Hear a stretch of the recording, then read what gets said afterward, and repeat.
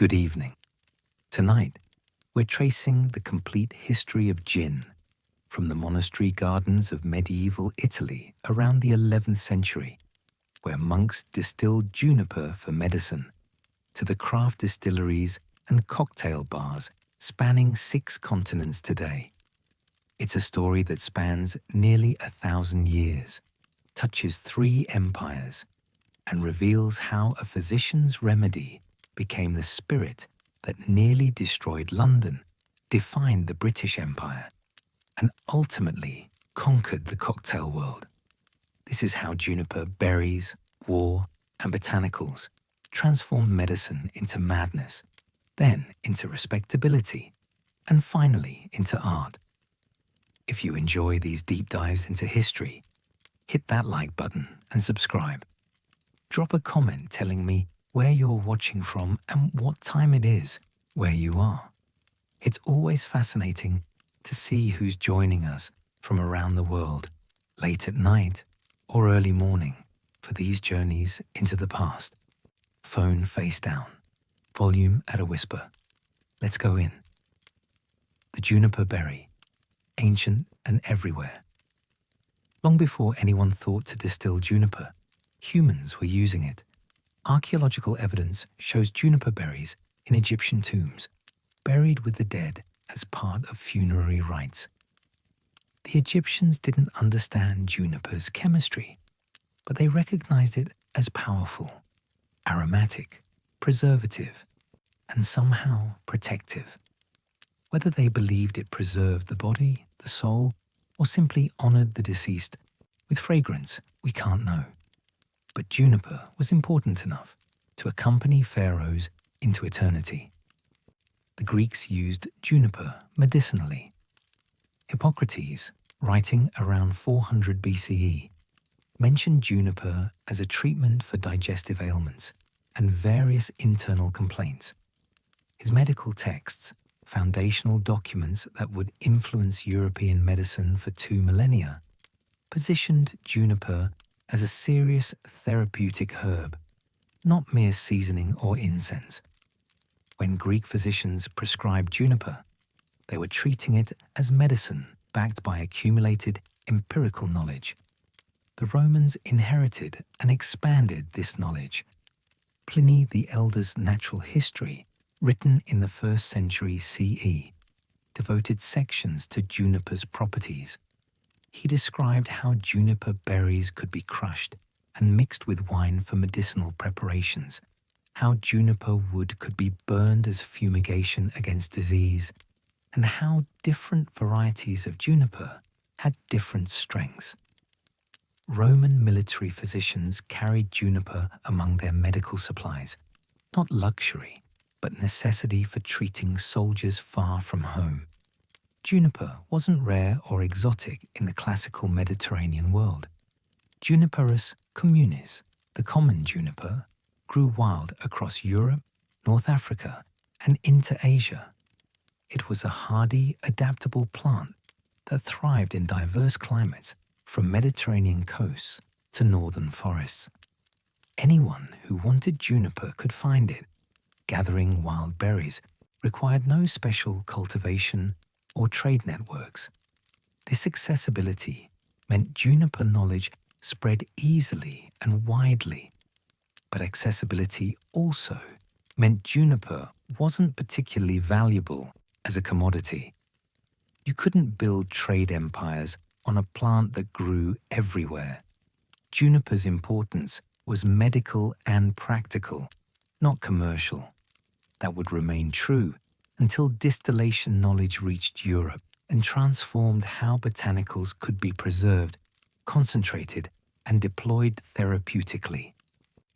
The botanical foundation of medicine. To understand gin's origins, you need to understand pre-modern medicine's relationship with plants.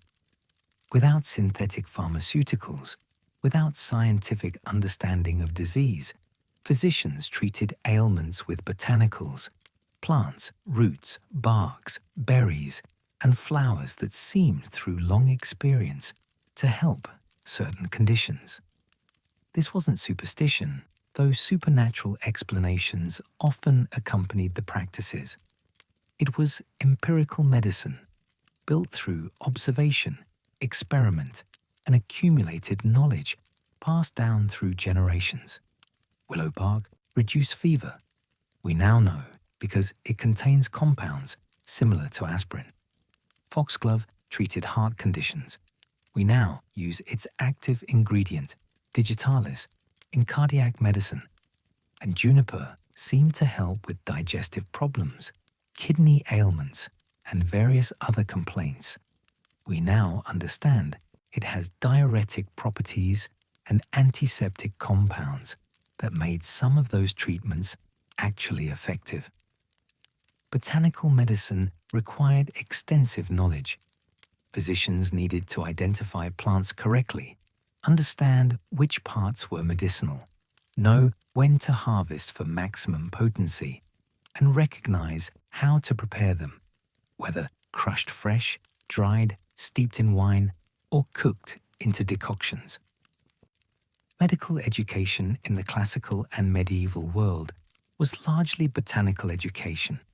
Juniper occupied a solid position in this botanical pharmacopoeia, common enough to be readily available, effective enough to be respected, versatile enough to treat various ailments. It wasn't the most important medicinal plant, but it was in the standard repertoire of any competent physician. When distillation knowledge reached Europe, juniper was among the plants that physicians immediately recognized as worth distilling. Alexandria, where distillation begins. We've covered distillation's origins in earlier series, but for gin's story, we need to revisit Alexandria. In the 1st through 3rd centuries CE, this Egyptian city under Roman rule was the intellectual center of the Mediterranean world. Scholars, alchemists, and proto-scientists gathered there, experimenting with transforming substances, separating essences, and understanding matter's nature. Distillation, heating liquids to vapor, then cooling vapor back to liquid, was among their experimental techniques. They used it primarily for creating perfumes, concentrating essences from flowers and aromatic plants, and for various alchemical pursuits that mixed what we'd now call chemistry with what we'd call magic. Some of this distillation involved botanicals, including juniper, though primarily for fragrance rather than medicine. The apparatus was crude, clay or copper vessels sealed with wet cloth or wax, tubes carrying vapor to cooling chambers, collection vessels for the condensed liquid. But the principle was sound, and it worked. Heat rose water infused with botanicals, collect the aromatic vapor, and you had concentrated essence. Not yet spirits, because they weren't distilling alcohol, but the foundation for what would later become botanical distillation. The Alexandrian alchemist texts would survive, copied and preserved, eventually translated into Arabic and then Latin. Their distillation techniques would spread, improve, and eventually be applied not just to water and perfumes, but to fermented liquids. And when that happened, the possibility of infusing distilled spirits with botanicals would become not just theoretical, but practical. Arab refinement, the alembic perfected. When the Western Roman Empire collapsed in the 5th century CE, much of its accumulated knowledge scattered. Some went north to monasteries, some went east to the Byzantine Empire, and some went south and east to the emerging Islamic civilization that would dominate the Mediterranean's southern and eastern shores for the next 1,000 years. Arab scholars of the 8th through 10th centuries transformed crude Alexandrian distillation into sophisticated science. They developed the alembic still, a refined apparatus with curved glass or copper vessels efficient condensation systems, and the ability to perform precise controlled distillation. The word alembic itself comes from Arabic al-anbic, itself derived from Greek ambix, cup. These Islamic physicians and alchemists distilled everything they could think of: flower essences, medicinal herbs, fermented liquids. They weren't trying to create recreational beverages. Islamic law forbids alcohol consumption. But they were trying to extract medicinal essences, create powerful remedies, and understand substances' fundamental natures. Distillation was medicine, alchemy, and proto-chemistry all at once. Juniper appeared in some of these Arabic distillation experiments. Islamic physicians had inherited classical Greek and Roman medical knowledge, including texts describing juniper's properties. They distilled juniper along with other botanicals, creating concentrated essences and tinctures for medical use. These weren't spirits as we understand them. They were medicinal preparations, used in small doses for specific ailments. The Arabic contributions to distillation knowledge can't be overstated. They gave us not just refined techniques, but conceptual frameworks, understanding that different substances boil at different temperatures. The distillation separates components rather than creating new substances.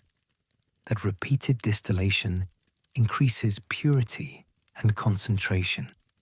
This knowledge would eventually return to Christian Europe through multiple channels, bringing with it the possibility of sophisticated botanical distillation. Juniper-infused wine, the pre-distillation medicine. Before anyone distilled juniper, they infused it in wine. This was standard practice throughout the ancient and medieval Mediterranean.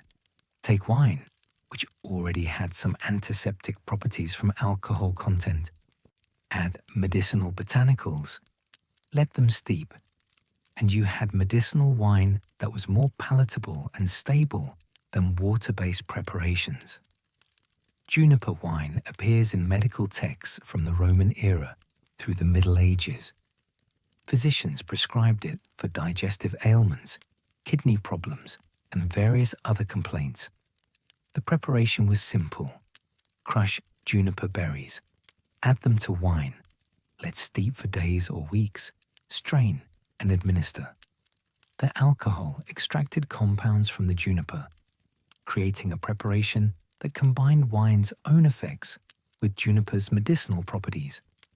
These juniper wines were the conceptual ancestors of gin, though separated by centuries and by the transformative step of distillation. They demonstrated that juniper and alcohol worked well together, that the combination had therapeutic value, and that patients would accept, or at least tolerate, the taste. When distillation knowledge returned to Europe, the idea of combining spirits with juniper wasn't revolutionary. It was an obvious extension of existing practice. The juniper wines also established dosing and usage patterns. Physicians knew how much juniper to use per volume of wine, how long to steep for maximum effect, and how much to prescribe for different ailments. This accumulated knowledge would transfer directly to distilled juniper spirits. Once they were developed, the story of gin's invention has been told wrong for centuries. Popular accounts credit Franciscus Sylvius, a Dutch physician and professor at the University of Leiden, with creating Geneva in the mid-17th century. The narrative is neat. Learned physician seeking to create a diuretic medicine distills juniper with grain spirits around 1650-1670 and accidentally creates a beverage that will conquer the world. It's a good story. It's also almost certainly false. The reality is messier and older. Juniper-flavored spirits were being produced in the Low Countries, what's now the Netherlands and Belgium. By at least the early 1500s, possibly earlier, they emerged not from a single inventor's laboratory, but from the accumulated distilling expertise of Dutch and Flemish apothecaries, physicians, and increasingly commercial distillers who recognized that medicine could become commerce if it tasted decent and made people feel good. By the time Sylvius was allegedly inventing Geneva, Dutch distilleries had been producing it commercially for decades. This chapter is about how the Dutch took the Italian medical concept of juniper-infused spirits and transformed it into something uniquely their own, a spirit built on beer-making traditions, refined through commercial distillation expertise, and integrated into Dutch social life in ways that made it more than medicine, but not quite the respectable drink it would later become. This is the story of Geneva's actual birth, not in a university laboratory, but in the workshops of a trading nation that was learning to distill everything it could. The Dutch context: beer, trade, and expertise. To understand why the Dutch created Geneva, you need to understand 16th century Dutch society. The Low Countries were among Europe's most urbanized regions, with substantial cities like Amsterdam, Rotterdam, Antwerp, and Bruges. These cities were commercial centers, built on trade in wool, herring, beer, and increasingly exotic goods from expanding global trade networks. The Dutch were expert brewers. Beer was safer than water and central to daily life. Every city had multiple breweries, and brewing expertise was widespread. Brewers understood fermentation, understood grains, and understood how to transform raw materials into valuable liquids. When distillation knowledge spread through Europe in the 15th and 16th centuries, Dutch brewers were positioned to adapt it. Distilling spirits from beer or grain mash was a natural extension of brewing. If you could ferment grain into beer, you could distill that beer into stronger spirits. If you understood fermentation and yeast, you could create grain-based distillates. The technical knowledge and equipment required for distillation overlapped substantially with brewing, making the leap from one to the other relatively straightforward for experienced brewers. The Dutch were also practical and commercially minded. When they saw that distilled spirits had both medicinal and recreational value, they didn't treat it as purely academic or medical. They saw commercial opportunity. Dutch merchants and entrepreneurs approached distillation as a business, not just as medicine or alchemy. This commercial orientation would make the Dutch the dominant spirits producers in Northern Europe by the 17th century. Apothecaries and the medicinal origins.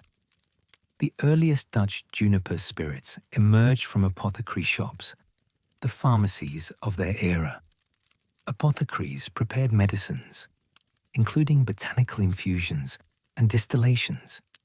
They had the knowledge, equipment, and ingredients to create juniper-flavored spirits, and they had the medical justification for doing so.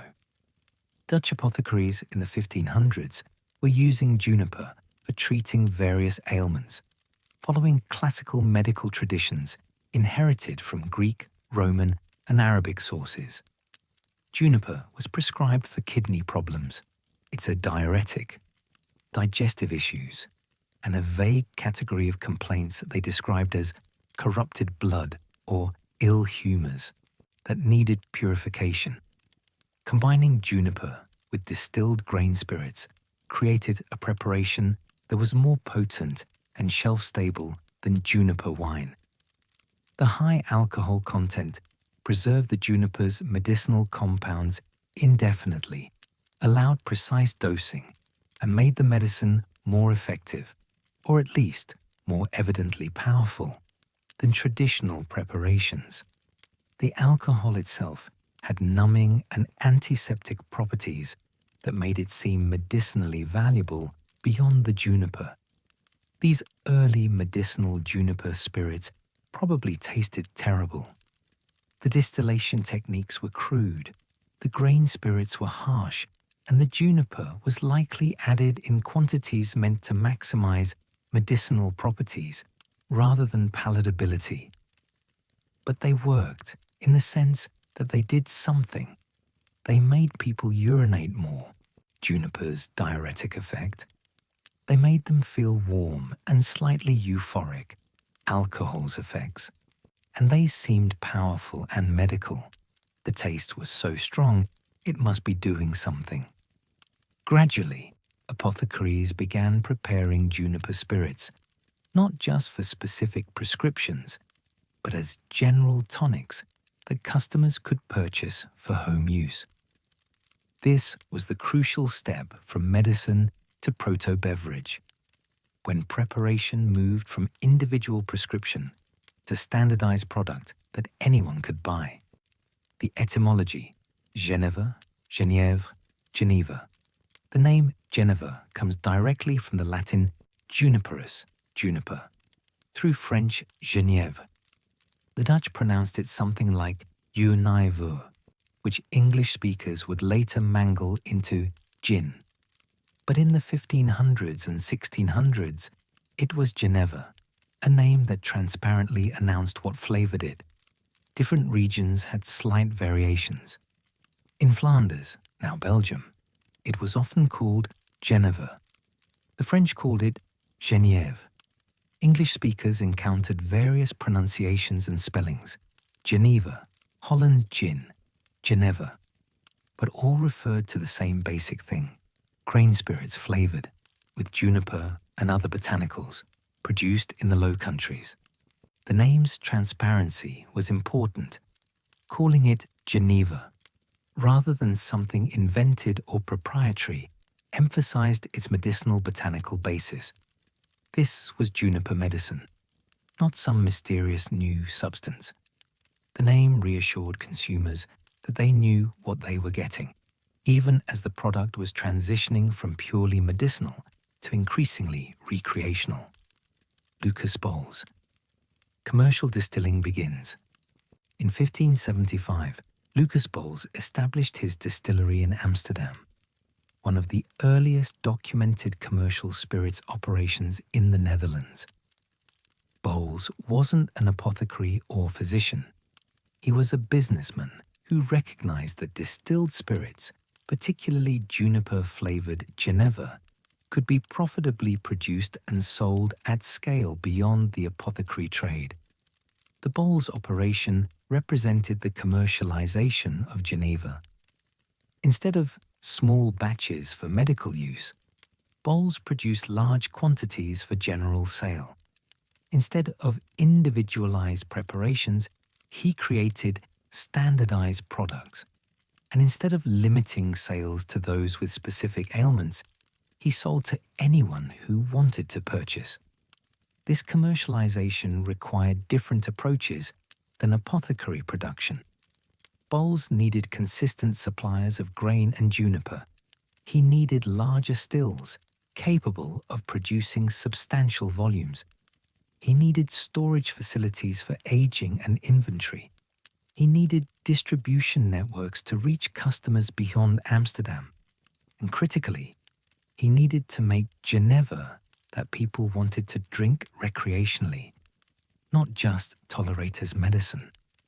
The success of Bols and other early commercial distillers demonstrated that Geneva had market potential beyond medicine. By the late 1500s, Geneva was being consumed socially in Dutch taverns, purchased for home consumption, and integrated into Dutch drinking culture in ways that had little to do with medical justification. The malt wine base. What made Geneva unique? Geneva's technical foundation distinguished it from other spirits developing elsewhere in Europe.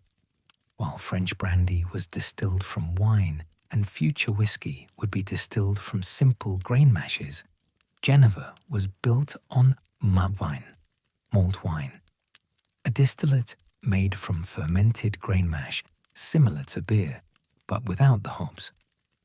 The process started with grains, barley, rye, corn in varying proportions depending on availability and desired character. These grains were malted, partially germinated, to convert starches to fermentable sugars, mashed with water, and fermented with yeast, creating essentially an unhopped beer. This fermented mash was then distilled, typically multiple times, creating a grain spirit that retains substantial flavor from its grain origins. This malt wine base gave Geneva a heavier, more substantial character than later gins would have. It tasted and smelled of grain, malty, slightly sweet, with earthy character. The juniper and other botanicals were added to this flavorful base, creating a spirit where both the base and the botanicals contributed to the final character. Different distillers developed their own malt wine recipes and techniques. Some used higher proportions of malted barley, creating maltier, whiskey-like character. Others used more rye or corn, creating different flavor profiles. The distillation proof also varied. Some distillers went for higher proof to create cleaner spirits. Others kept it lower to preserve grain character. After creating malt wine, distillers would redistill it with juniper berries and other botanicals, coriander, anise, caraway, and various other spices and herbs. Each distiller had their own botanical recipe, closely guarded as proprietary secrets. The result was Geneva, grain-forward spirits with juniper as the dominant but not overwhelming flavor. Botanical complexity, beyond just juniper. While juniper was essential and dominant, Geneva was never single botanical. Dutch distillers added various other botanicals, creating complex flavor profiles that distinguished their products from competitors and that had both flavor and supposed medicinal rationale. Coriander seed was nearly universal in Geneva recipes. It added citrusy, slightly spicy notes that complemented juniper well. Angelica root contributed earthy, slightly bitter flavors and was believed to have digestive benefits. Orris root added subtle floral notes and helped integrate other botanical flavors. Anise or star anise contributed licorice-like sweetness. Some distillers added more exotic botanicals, cardamom, grains of paradise, citrus peels, various herbs. These additions created house styles and allowed distillers to claim their Geneva had special properties or superior medicinal value. The botanical complexity also helped mask harsh spirits and create more palatable products. The botanical recipes were trade secrets, passed from master distiller to apprentice, never written down publicly. Each distillery claimed their blend was optimal, traditional, or specially medicinal. In reality, much of the variation was probably as much about what botanicals were available affordably as about carefully considered flavor profiles. But the mystique of secret recipes added to Geneva's appeal. The first English encounter with Geneva happened on a battlefield, not in a tavern. It was the 1580s, and English soldiers were fighting alongside Dutch troops in the 80 Years' War. The Netherlands' long bloody struggle for independence from Spanish Habsburg rule. These English volunteers, many of them younger sons seeking glory and fortune, found themselves in miserable conditions: cold, wet Dutch winters, long sieges, and the constant threat of Spanish attacks. Before battles, the Dutch would distribute Geneva to their troops, not as celebration, as preparation. The Geneva steadied nerves, warmed cold bodies, and provided a shot of courage that made facing pike and musket slightly less terrifying.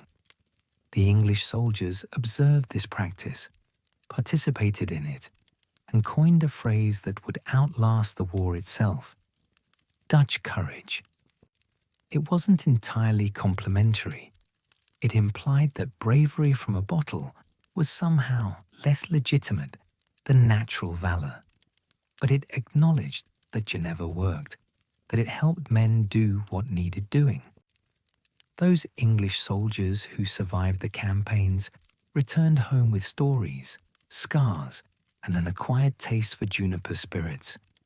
They'd drunk Geneva before battles, after victories, during long cold watches, and in taverns when campaigns were quiet. Some had been drinking it for years, long enough to develop genuine preference for its sharp, botanical bite. England was about to be introduced to Geneva, not through trade or diplomacy, but through military veterans who knew firsthand what Dutch courage tasted like. The 80 Years' War. England's long Dutch connection. England's involvement in the Dutch revolt against Spain was partly ideological. Protestant England supporting Protestant Netherlands against Catholic Spain, and partly strategic. A strong independent Netherlands served English interests by weakening Spain, England's primary rival. English volunteers and eventually official expeditions fought alongside Dutch forces from the 1580s through the early 1600s. This wasn't a brief adventure. The 80 Years' War lasted from 1568 to 1648, and English involvement spanned much of that period. Thousands of English soldiers served in the Netherlands over decades, creating sustained cultural contact and exchange. These weren't just soldiers. They were young men spending formative years in Dutch cities and garrisons, learning Dutch customs, speaking Dutch or attempting to, and integrating into Dutch military culture. The Geneva distribution before battles was standard Dutch military practice. The logic was similar to rum rations in later naval contexts. Spirits steadied men, improved morale, and made harsh conditions more bearable. Dutch officers understood that soldiers facing death needed fortification, and Geneva provided it efficiently and economically. A shot of Geneva before battle was less about intoxication than about psychological preparation. English soldiers adopted the practice enthusiastically. They appreciated Geneva's warming effect in miserable Dutch weather. They valued its numbing properties before frightening battles, and they enjoyed it recreationally when circumstances permitted. By the time these veterans returned to England, Geneva wasn't exotic foreign curiosity. It was familiar, trusted, and associated with camaraderie and survival. Limited early trade. Geneva in England. Before 1688, some Geneva reached England through trade channels before the Glorious Revolution, though volumes were limited. Dutch merchants trading in English ports sometimes brought Geneva, and some English merchants imported small quantities.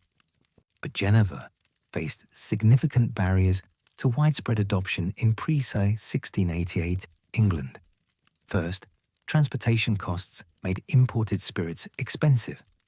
English consumers could buy domestic beer and ale cheaply, or if they wanted something stronger, English distilled spirits or French brandy.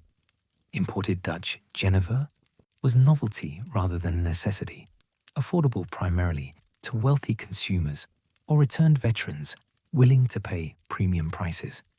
Second, English drinking culture was deeply rooted in beer and ale. The English drank enormous quantities of beer. It was safer than water, cheaper than imported drinks, and integrated into every aspect of daily life. Spirits generally were for medicine or for the wealthy, not everyday consumption by common people. Geneva had no obvious place in this drinking landscape. Third, domestic spirits production in England was limited and primarily medicinal. English physicians and apothecaries distilled aqua vitae and various medicinal preparations, but commercial spirits production for recreational consumption barely existed. Brandy was imported for wealthy consumers, but domestic spirits industry was undeveloped. Without local production and without strong import channels, Geneva remained marginal. The few English people who drank Geneva regularly were mostly veterans of Dutch service, some merchants with Dutch connections, and occasional wealthy consumers seeking fashionable continental goods. It was known but not popular, recognized but not widely consumed. For Geneva to become significant in England, something needed to change dramatically in English politics and culture. English spirits landscape. What people drank instead. Understanding what English people drank before gin's rise helps explain how dramatically gin would disrupt existing patterns. England in the 1600s was a beer nation. Beer and ale were universal, consumed by all classes, all ages, at meals and between meals, as everyday beverages and social drinks. The wealthy also drank wine, primarily imported from France and Spain. Port, sherry, claret, and various wines were markers of status and sophistication. Wine consumption signaled continental taste and economic means to afford imports. The middling sorts might occasionally drink wine, but it was primarily an upper-class beverage. Spirits were rare in everyday English life. Before the late 1600s, the wealthy might drink imported French brandy as a digestive or expensive treat. Physicians prescribed distilled spirits medicinally. Some cider-producing regions made apple brandy, but spirits weren't common, weren't cheap, and weren't integral to English drinking culture the way beer was. This spirits gap meant England was potentially open to new spirits if they could be produced cheaply and if they filled some unmet need or desire. But it also meant English consumers had no established taste for spirits, no cultural frameworks for spirits consumption beyond medicine, and no distribution infrastructure. Whatever spirits culture developed in England would be building from near scratch. Distillation knowledge. Present, but not profitable. English physicians and scholars understood distillation by the 1600s. Medical texts described distillation techniques. Universities taught the principles. Apothecaries routinely distilled medicinal preparations. The knowledge existed and wasn't even particularly secret or rare. What didn't exist was commercial motivation to distill spirits for mass consumption. The economics didn't work. Grain was valuable as food or beer production. Distilling grain into spirits for recreational consumption seemed wasteful when beer could be produced more efficiently and sold just as profitably. Without obvious market opportunity, why invest in spirits production? Some English distillers produced small quantities of spirits, mainly branded as medicine. English aqua vitae was available from apothecaries, primarily sold for medicinal purposes. A few commercial distillers operated, but on small scale serving niche markets. The industry that would explode in the 18th century was barely visible in the 17th. The technical capacity existed. English distillers could produce spirits if they had reason to. What was missing was economic incentive, regulatory framework, and consumer demand. Those would arrive suddenly and dramatically after 1688. transforming English distilling from marginal medical production to major industry within decades. William and Mary, the Dutch connection, formalized. The political background matters here. England's Stuart kings, James III, Charles III, Charles II, and James II, had ruled through much of the 1600s with various degrees of success and legitimacy.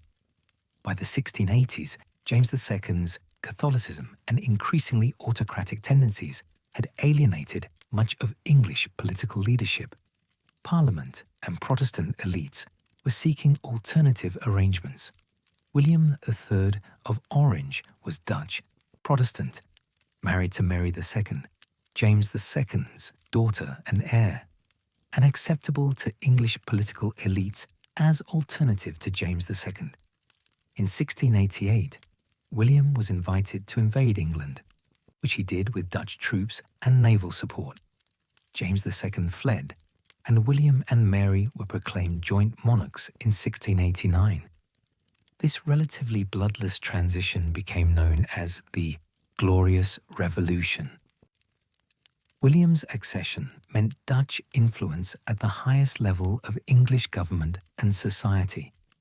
William brought Dutch advisors, Dutch financial techniques, including the founding of the Bank of England using Dutch models, Dutch military innovations, and Dutch cultural preferences. The English court suddenly had Dutch connections throughout. Mary had spent years in the Netherlands as William's wife before becoming Queen of England. She was familiar with Dutch customs, spoke Dutch, and maintained affection for Dutch culture. The royal couple's personal tastes influenced English elite culture. What the monarchs favoured, the nobility and gentry adopted, or at least pretended to favour. Among those Dutch preferences was Geneva. William and Mary didn't publicly promote Geneva consumption. That would have been beneath royal dignity. But their court included Dutch attendants and officials who drank Geneva, and the royal household maintained Dutch suppliers. The association between royalty and Dutch goods, including Geneva, gave those goods new status in England. Political and commercial changes. William's reign brought significant policy changes that would affect spirits production and consumption, though their full impact wouldn't be clear immediately. William needed funds for wars against France, the 9 Years' War, 1688-1697, and needed to establish political stability in England while managing Dutch affairs and fighting continental wars. The financial demands created pressure for new revenue sources. Traditional taxation on land, on trade, was insufficient for modern warfare's costs. The government began looking for new taxable activities and products. Spirits production would become one of those revenue sources, though the full development of spirits taxation would take another decade. William also wanted to reduce English dependence on French imports, since England and France were enemies. French brandy, which had dominated what limited English spirits market existed, was enemy product. Reducing French brandy imports served both strategic purposes, denying revenue to enemies, and economic purposes, keeping money within English or Allied economies.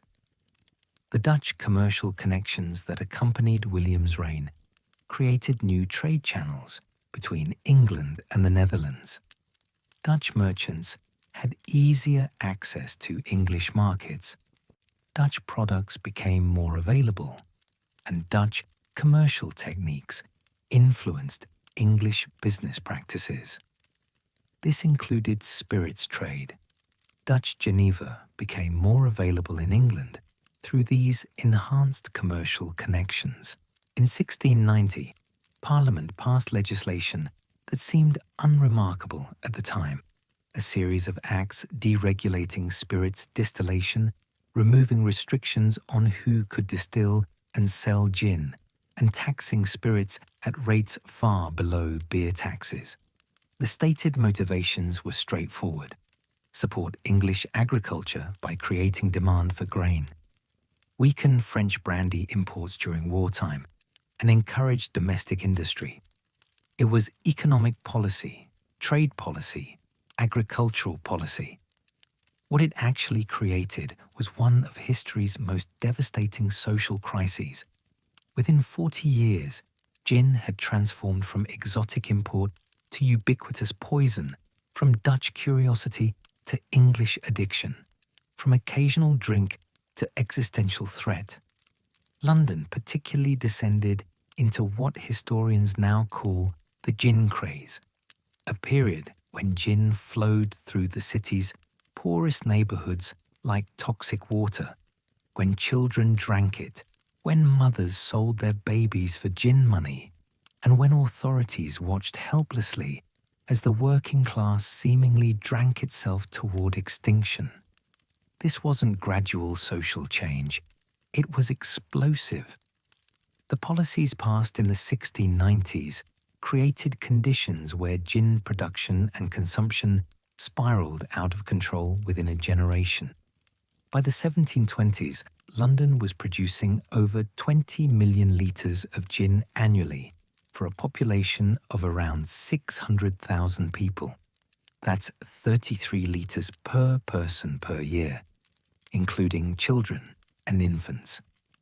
The poor were consuming far more, often drinking gin as their primary caloric intake because it was cheaper than food and temporarily erased the misery of their lives. This chapter is about how that happened, how deliberate policy decisions, economic conditions, and social desperation converged to create a crisis that would fundamentally reshape English society and gin itself. William III, the unlikely catalyst. William III didn't intend to create gin crisis. His distilling deregulation was strategic wartime economic policy aimed at strengthening England while weakening France. England was fighting the 9 Years' War, 1688-1697, against Louis XIV's France, and any policy that damaged French interests while benefiting English agriculture and commerce seemed sensible. French brandy dominated what limited spirits market existed in late 17th century England. Wealthy English consumers drank imported cognac and other French brandies, sending money to enemy coffers while England and France fought. William wanted to replace French brandy with domestic spirits, keeping money in England and denying revenue to France.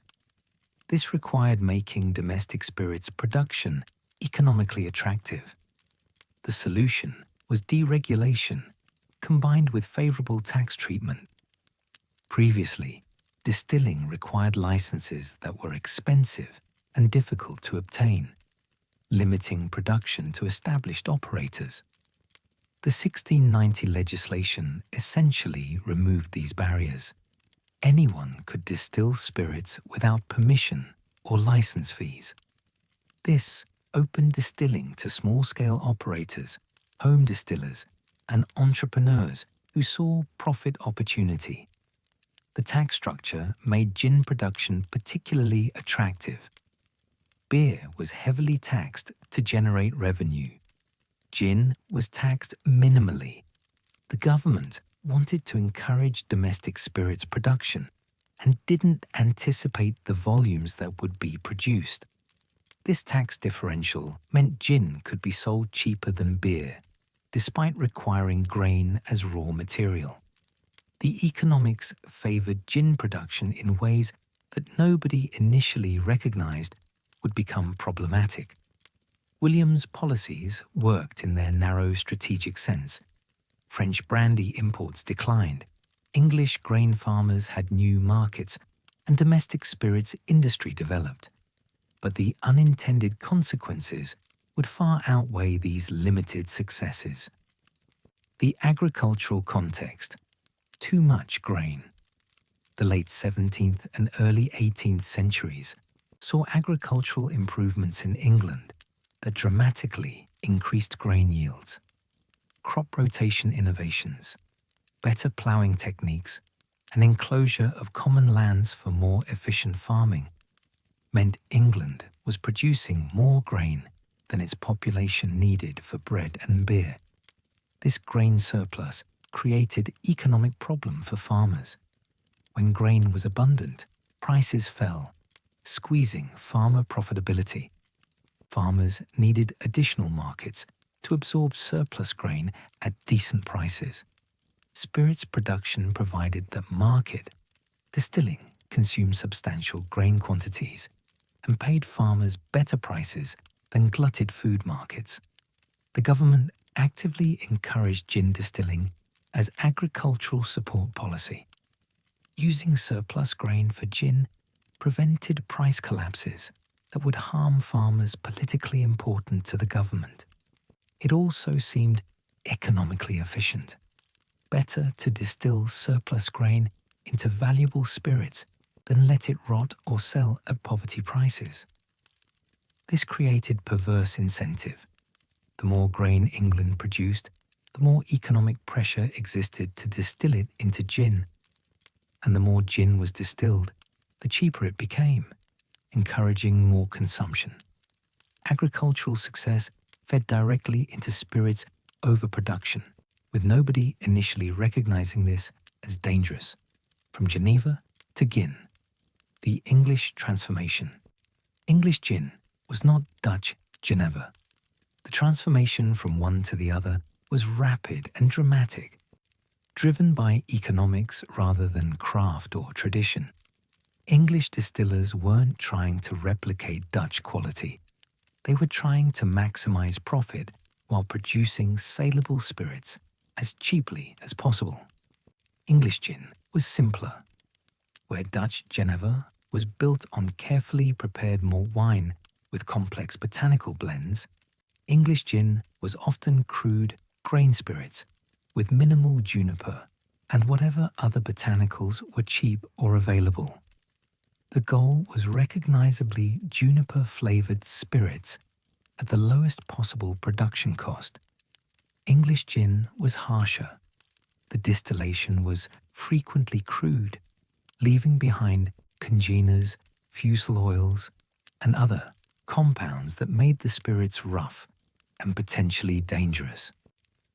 Multiple distillations that removed harshness were expensive, so most cheap gin was distilled once or twice at most, creating spirits that burned the throat and tasted industrial. English gin was dangerous. Without quality control or regulatory oversight, adulteration was rampant.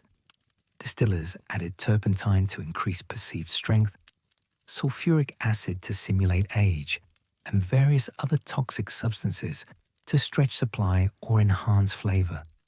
Some gin contained dangerous levels of methanol from poor distillation technique. People went blind, became sick, and died from contaminated gin. The word gin itself emerged as distinctly English term, shortened from Geneva, English pronunciation of Geneva, or directly from juniper.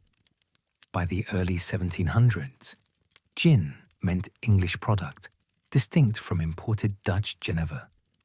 It wasn't compliment. Gin had negative connotations from the beginning, associated with cheapness and low quality, rather than Dutch sophistication. Production explosion. The distillery in every cellar. The deregulation meant anyone could distill gin. You didn't need permission, didn't need training, didn't need capital for proper equipment. A basic still could be cobbled together from household items. Grain was available. Juniper could be purchased or gathered. And suddenly, people throughout London were distilling gin in cellars, back rooms, and makeshift workshops. Estimates suggest that by the 1720s, over 7,000 locations in London were producing or selling gin. These weren't all commercial distilleries. Many were homes where householders distilled gin for sale to neighbours. Some were legitimate businesses Many were barely disguised illegal operations. The distinction often didn't matter because regulation was minimal and enforcement essentially non-existent. The production scale was staggering. London's gin production has been estimated at over 20 million litres annually by the peak of the gin craze in the 1730s-40s. For comparison, that's more gin than the entire United Kingdom produces today for global distribution, concentrated in one city with pre-industrial population. Quality varied from poor to deadly. The best gin was roughly comparable to cheap modern spirits, harsh but drinkable. The worst was toxic waste barely recognizable as beverage alcohol. And consumers, particularly poor consumers, desperate for cheapest intoxication, often couldn't tell the difference until too late. The market operated without quality standards, safety testing, or reliable information about what was in any particular bottle or cup of gin. The tax incentive. Gin, cheaper than beer. The tax structure created perverse economic reality. Gin was cheaper than beer despite requiring grain and distillation, while beer needed only grain and fermentation. This inversion of normal economics drove the crisis as much as any other factor. Beer had traditionally been the English common drink, safe, nutritious, affordable. But beer was heavily taxed to generate government revenue. The taxes were politically feasible because beer was universal, so taxing it generated substantial funds without requiring high individual rates. Beer also had to be consumed fresh, couldn't be easily adulterated, and had relatively fixed production costs. Gin was taxed minimally because the government wanted to encourage production. Nobody anticipated the volumes that would be produced, so revenue projections assumed low production. And gin, unlike beer, could be diluted infinitely, adulterated heavily, and produced with varying quality, all while being sold at prices determined by what customers could pay rather than production costs. The result was that poor Londoners could buy enough gin to get drunk for less money than buying enough beer to feel slightly buzzed. A penny or two bought serious intoxication from gin. Beer cost more and delivered less effect. For people living in desperate poverty, seeking any escape from misery, gin's economics were irresistible. This price advantage wasn't accidental. It was direct result of deliberate policy decisions about taxation. But once those decisions were made, reversing them became politically difficult. Raising gin taxes meant acknowledging that agricultural policy had created social disaster. It meant confronting powerful distilling interests, and it meant admitting that government had fundamentally misjudged the policy consequences. But in 1730, that resolution was years away. What was clear was that gin had transformed from Dutch curiosity to English catastrophe in barely 4 decades. The spirit that had been soldiers' courage and elite fashion had become poor people's poison, and London was drowning in it. By 1730, London was drowning in gin. An estimated 7,000 gin shops operated in the city, roughly one for every 75 residents. What had begun as economic policy was becoming social catastrophe, crisis, and the gin axe. By the 1730s, London was consuming gin at levels that defy comprehension. Contemporary estimates suggest that in the worst years, Londoners were drinking approximately 2 gallons of gin per person annually, and that's averaging across the entire population, including infants, children, and the wealthy who largely abstained. The poor neighborhoods where gin consumption concentrated were drinking far more, possibly 5 or 6 gallons per person, translating to multiple drinks daily for most adults and many children. To put that in perspective, 2 gallons of gin at 40% alcohol is roughly 300 standard drinks per person per year, or nearly 1 per day for every man, woman, and child in London. But again, the poor were drinking the vast majority of that, meaning working-class neighborhoods had people consuming gin morning, noon, and night every day with predictably catastrophic results. The response to this crisis would span 20 years and multiple legislative attempts. Parliament would pass 6 major gin acts between 1729 and 1751, each trying different approaches: taxation, licensing, prohibition, quality control, with varying and often counterproductive results. Riots would erupt, informers would be murdered, the crisis would intensify before it improved, and ultimately the solution would come not from any single law, but from economic changes, social reforms, and exhaustion after decades of devastation. This chapter traces how Britain grappled with the first modern drug epidemic and what it took to finally bring the crisis under some semblance of control. The human cost, bodies and minds. The statistics of gin consumption are abstract until you understand what gin was doing to actual people. Medical observers in the 1730s, 40s documented effects that read like descriptions of modern drug epidemics: widespread physical deterioration, mental impairment, collapsed families, and dying children. Infant mortality in London's poor neighborhoods reached levels that shocked even contemporaries accustomed to high child death rates. Mothers drinking gin while pregnant, often drinking gin as their primary caloric intake, gave birth to sickly infants with poor survival prospects. Mothers drinking gin while nursing passed alcohol to infants through breast milk.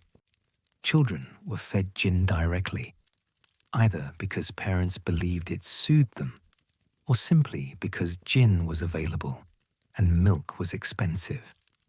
The children who survived infancy often showed signs of what we'd now recognize as fetal alcohol syndrome and developmental delays. Contemporary observers described children who were weak, simple, or defective in ways that correlated clearly with maternal gin consumption. The long-term cognitive and physical effects of childhood gin exposure created a generation of damaged adults. Adult health deteriorated visibly. Chronic gin consumption destroyed livers, damaged brains, and weakened bodies already stressed by poverty, malnutrition, and disease. Men and women in their 20s looked elderly. Workers became too impaired to work, losing employment and descending further into poverty and gin dependence. The cycle was vicious and accelerating. Mental health effects were equally catastrophic. Chronic intoxication caused paranoia, violent behavior, and what contemporaries called madness. Acute alcohol poisoning was common, and the despair of gin dependence drove many to suicide, either deliberately or through neglect of basic survival needs. The psychological destruction was as complete as the physical. Mother's ruin. Gin and gender. Gin acquired the nickname Mother's Ruin, and the association between gin and women, particularly poor women, became central to how the crisis was understood and depicted. This gendered aspect of the gin craze reflected both reality and moral panic. Women did drink gin heavily during the crisis, probably in similar proportions to men. The reasons were similar: poverty, despair, cheap intoxication. But the consequences were considered more scandalous because of women's roles as mothers and moral guardians. When men drank to excess, it was seen as vice or weakness. When women drank, it threatened the family structure itself. Pregnant women drinking gin horrified observers particularly because it damaged unborn children, innocent victims in contemporary rhetoric. Nursing mothers drinking gin were similarly condemned, and mothers so drunk they neglected or harmed children represented the ultimate failure of natural maternal duty. The crisis wasn't just about adult behavior. It was about children dying because mothers were too drunk to care for them.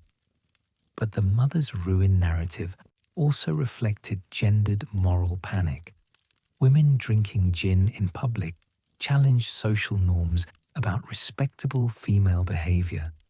Women becoming violent or sexual while drunk violated ideals about feminine propriety. And women's gin consumption was often linked to prostitution, both as cause and effect, creating associations between gin, women, sexual impropriety, and moral degradation. Some historians argue the focus on women's gin drinking was partly propaganda, exaggerating female consumption to generate moral outrage that would drive reform. Men probably drank as much or more gin, but depicting male drunkenness was less shocking than depicting drunk mothers. The gendered framing made the crisis seem more threatening to social order. Crime, violence, and social breakdown. The gin craze correlated with explosion in crime and violence throughout London's poor neighbourhoods. Cause and effect were complex. Poverty drove both gin consumption and crime. Gin impaired judgment and impulse control, and the criminal economy of illegal gin production created its own violence.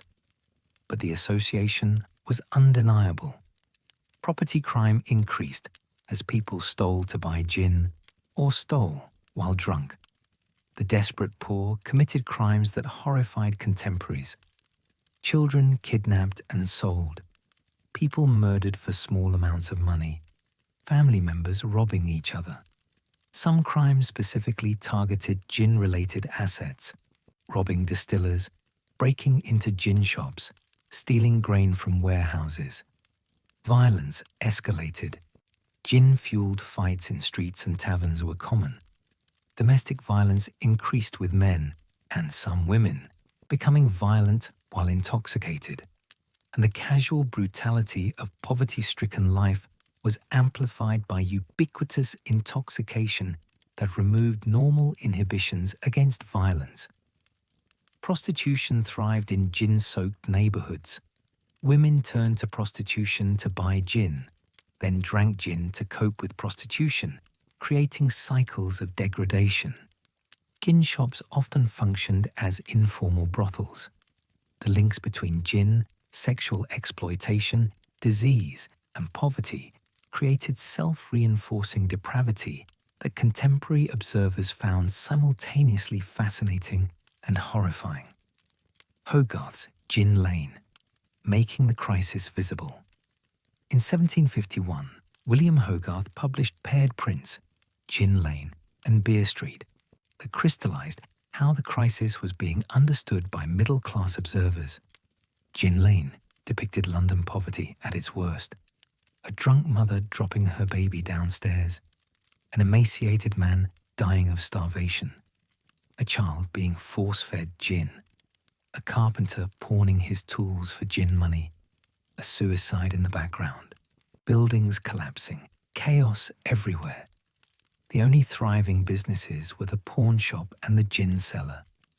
Beer Street, by contrast, showed healthy, happy workers drinking beer, well-fed people engaging in productive activity, buildings being repaired, prosperity and order. The message was clear. Beer supported civilization. Gin destroyed it. Hogarth's prints were propaganda, deliberately exaggerated to support the 1751 Gin Act, then being debated in Parliament. But they were based on real observations and real conditions. The details weren't invented. They were synthesized from from documented incidents and visible realities of jinn-devastated neighborhoods. The prints became instantly famous and remain the most recognizable depictions of the jinn craze. The power of Hogarth's imagery was that it made the crisis visible to people who never entered poor neighborhoods, who had no direct experience with jinn's effects, but who needed to be convinced that legislative action was necessary. Visual propaganda worked where written reports and statistics had failed to generate sufficient urgency. The 1736 Gin Act, prohibition, fails. The first serious attempt to control the crisis came in 1736 with the Gin Act that essentially tried to prohibit gin through making it economically impossible to sell legally. The act imposed $50 annual license fees on gin sellers when typical working-class annual income was perhaps $20 to $30, and taxed gin at $1 per gallon when gin was selling for pennies. The goal was to price gin out of reach of poor consumers while not technically prohibiting it, which would have violated property rights and commercial freedoms that Parliament was reluctant to restrict. If gin became expensive luxury rather than cheap oblivion, the crisis would resolve itself without need for enforcement. The act failed spectacularly and immediately. Legal gin sales virtually ceased, but illegal gin production and sales exploded. The law had eliminated legitimate businesses while creating enormous profit opportunities for anyone willing to operate illegally. The result was that gin production moved entirely underground. Quality control disappeared completely, and organized criminal networks emerged to supply demand. Enforcement was impossible. The authorities needed informers to identify illegal gin operations, but informers were identified and targeted by their communities. Informer murders became common. People were beaten, stabbed, and in at least one notorious case, tortured to death for identifying illegal gin sellers to authorities. The working-class communities closed ranks against enforcement, protecting illegal gin trade as both economic necessity and resistance to upper-class interference. Riots erupted when authorities attempted enforcement raids. Crowds would attack constables, free arrested sellers, destroy seized gin stocks, and generally make enforcement operations dangerous and counterproductive. The state didn't have sufficient force to police every poor neighborhood simultaneously, and attempting selective enforcement just moved illegal operations elsewhere. The 1736 Act remained law, but was essentially unenforceable.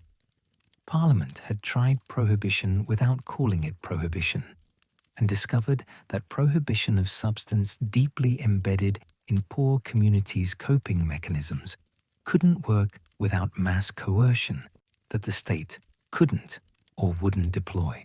By the mid-19th century, the British Empire had reached its greatest extent, a quarter of the world's land surface, controlling territories on every continent, ruling over hundreds of millions of subjects.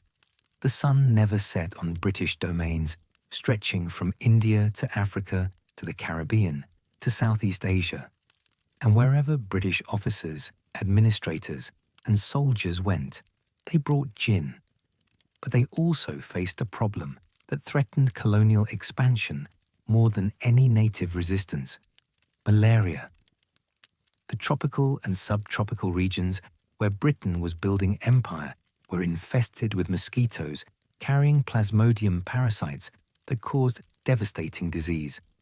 European constitutions had no immunity. Malaria killed colonists by the thousands, making some regions nearly uninhabitable for Europeans despite their military and technological advantages. The solution came from South American cinchona bark, which contained quinine, the only effective malaria treatment, until the 20th century. But quinine was brutally bitter, difficult to consume in the quantities needed for prophylaxis. Someone needed to make taking daily medicine more pleasant. The answer was tonic water, carbonated water with quinine and sugar. And when British officers discovered that mixing gin with tonic made both more palatable while maintaining medicinal benefits, an icon was born. The gin and tonic wasn't just a drink. It was medicine disguised as social ritual, colonialism in a glass, and the vehicle through which gin completed its transformation from social poison to sophisticated symbol of empire. This chapter traces how gin became inseparable from British imperialism and how that association rehabilitated its reputation completely. The malaria problem. Invisible killer malaria had been the Europeans' graveyard in tropics for centuries. West Africa earned the nickname White Man's Grave because Europeans died there in staggering numbers, not primarily from violence, but from disease, especially malaria. India, Southeast Asia, Caribbean islands, and tropical regions worldwide killed European colonists faster than they could be replaced. The disease was devastating. Cyclical fevers, chills, weakness, and eventual organ failure killed healthy adults within weeks. Survivors were often permanently weakened. Children were particularly vulnerable, and nobody understood what caused it. The connection between mosquitoes and malaria wouldn't be proven until 1897. Europeans blamed bad air, malaria in Italian, swamp miasmas, or divine punishment. The mortality rates were catastrophic enough to threaten colonial projects. You could conquer territory militarily, but if your soldiers and administrators died of disease before consolidating control, conquest was temporary. Britain's expanding empire needed solution to the malaria problem, or tropical colonies would remain dangerous, expensive, and barely governable. Cinchona bark. Medicine from empire. The solution came from Peru, where indigenous peoples had used cinchona bark for treating fevers for centuries. Jesuit missionaries learned of the treatment in the 1600s and brought cinchona bark to Europe, where it became known as Jesuits' bark or Peruvian bark.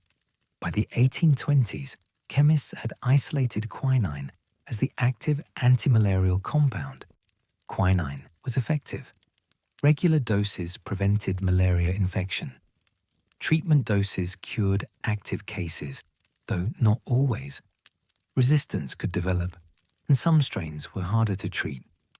But quinine represented the difference between tropical regions being uninhabitable versus manageable for Europeans. It was essential to colonial expansion. The problem was supply and palatability. Cinchona grew only in specific South American regions initially, making supply limited and expensive. Various European powers attempted to transplant cinchona to their colonies. The Dutch succeeded in Java, the British in India, creating more reliable supply by mid-century. But even with adequate supply, quinine's extreme bitterness made prophylactic consumption difficult. People would skip doses rather than endure the taste. Tonic water, making medicine drinkable. Tonic water emerged in 1825 from British India, where officers experimented with making quinine more palatable. The solution was dissolving quinine in carbonated water with sugar, creating sweetened, carbonated, still bitter, but drinkable tonic water. The bitterness remained. You couldn't mask quinine entirely, but was tolerable. The early tonic water contained substantial quinine concentrations, far more than modern commercial tonic water. It was medicine first, beverage second. British officers and officials in malaria zones consumed tonic water daily as disease prevention, usually in evening when mosquitoes were most active. The ritual of taking evening tonic water became embedded in colonial culture. Sundowners, drinks consumed at sunset on verandas, included tonic water for medicinal reasons and gradually incorporated alcohol for recreational reasons. The two purposes blended until they were indistinguishable. Was this medicine or socializing? Both, simultaneously. The combination, gin meets tonic. Someone, attribution is impossible, given how obvious the combination was once both gin and tonic water were present. Mix gin with tonic water, probably in India in the 1850s or 1860s. The gin masked more of the quinine bitterness. The tonic diluted the gin, making drinking in tropical heat less likely to cause immediate intoxication. And the combination was pleasant enough that officers actively looked forward to their medicinal tonic. The gin and tonic became ritual throughout British India. Officers in isolated outposts, administrators in colonial cities, soldiers in garrisons, all consumed gin and tonics as evening routine. The drink symbolized British presence, maintained connection to home culture, and reinforced class distinctions between British officers and native populations or enlisted ranks. The proportions and preparation became ritualized. The proper gin and tonic used quality London dry gin, usually Gordon's, which dominated Indian markets. Fresh lime was squeezed in, adding citrus that further masked quinine while providing vitamin C against scurvy. Ice was used when available, though in remote outposts, ice was luxury. The drink was consumed slowly while discussing the day, maintaining British social customs in foreign contexts. Colonial culture, civilization in a glass. The gin and tonic represented more than malaria prevention. It symbolized British civilization, maintaining itself in hostile environments. The ritual of dressing for dinner, gathering for sundowners, consuming gin and tonics, while discussing empire represented order imposed on chaos. British culture preserved despite geographic displacement. Colonial clubs throughout empire, Calcutta, Singapore, Nairobi, Hong Kong, served gin and tonics as signature drinks. These clubs were exclusively British spaces where colonial administrators and officers socialized while excluding natives. The gin and tonic consumed in these contexts was social marker of Britishness, class status, and imperial authority. The verandas where sundowners were consumed overlooked the territories being colonized. British officers drank gin and tonics while watching sunsets over lands they ruled, populations they governed, and systems they were transforming. The drink became inseparable from the imperial gaze, the British literally viewing their empire through the glass of gin and tonic. This association gave gin respectability through empire. Drinking gin wasn't low-class vice. It was what sophisticated colonial officers did.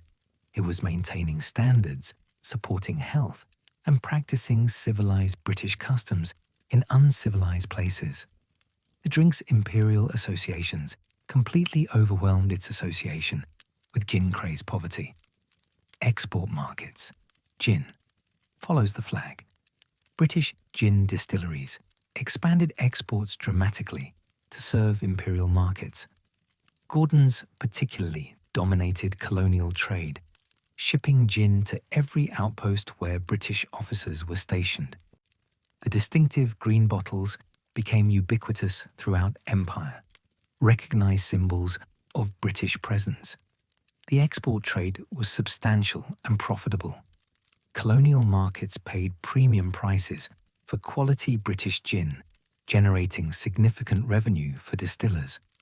The volumes weren't enormous, by absolute standards, most gin was still consumed in Britain, but colonial markets were growing and loyal.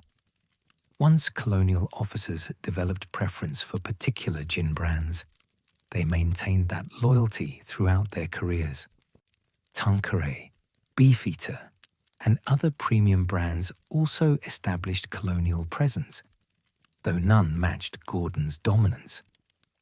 The competition drove quality improvements as brands differentiated themselves in markets where consumers had educated palates and disposable income.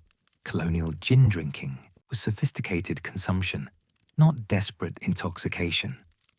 The empire also provided botanical sourcing opportunities. Distillers could access exotic botanicals from colonial territories, coriander from India, citrus from Africa, spices from Southeast Asia. This allowed experimentation with botanical combinations while maintaining traditional profiles for conservative consumers. Brand building, international recognition. The imperial expansion made gin brands genuinely international. Gordon's, Tanqueray, and Beefeater became recognized globally, not just in Britain. Their bottles appeared in photographs of colonial life, in literature about empire, and in the aspirations of middle-class Britons who associated these brands with sophistication and success. The brands invested heavily in maintaining consistent quality across vast distribution networks. Gin shipped to India, Africa, or Hong Kong needed to arrive in good condition and taste identical to London purchase bottles. This required careful bottling, proper sealing, and distribution logistics that were sophisticated for the era. Brand loyalty was cultivated through consistent experience. An officer who drank Gordon's in India could return to London and find the same Gordon's, maintaining continuity of taste across geographic displacement. This consistency built powerful brand associations that transcended simple product preference. America discovers gin. The martini emerges. While gin was traveling with British Empire, it was also reaching America as premium import. American consumers encountered gin through British cultural influence and through returning travelers who'd acquired taste for it. But American gin consumption followed different patterns than British imperial drinking. The martini, gin with dry vermouth, served very cold with lemon twist or olive, emerged in the 1880s or 1890s. The exact origin is disputed. San Francisco and New York both claim invention, but the drink itself became definitively American. It was sophisticated, strong, and showcased quality gin in ways that mixed drinks with multiple ingredients didn't. The martini represented American cocktail culture at its most refined. Where gin and tonic was British imperial ritual, the martini was American urban sophistication. It appeared in exclusive clubs, upscale hotels, and elegant restaurants. The drink's simplicity, essentially chilled gin with hint of vermouth, required quality ingredients and proper technique. American preference for martinis drove demand for premium imported British gin. American bartenders wanted London dry gin for martinis, creating export market that paralleled but differed from colonial markets. This American embrace helped establish gin as internationally sophisticated spirit rather than merely British imperial drink. When the 18th Amendment took effect on January 17, 1920, banning the manufacture, sale, and transportation of intoxicating liquors throughout the United States, it should have ended American gin consumption. Instead, it triggered a gin boom that would make the spirit central to American drinking culture in ways it had never been before. Prohibition didn't eliminate alcohol. It drove it underground, made it fashionable, and inadvertently crowned gin as the spirit of the Jazz Age. Gin had a unique advantage in Prohibition America. It was the easiest spirit to produce illegally. Whiskey required aging for years. Brandy needed wine as a base. Rum required molasses and specific fermentation. But gin? Gin just needed any alcohol, some juniper berries, and water. You could make something called gin, however loosely, in days or hours.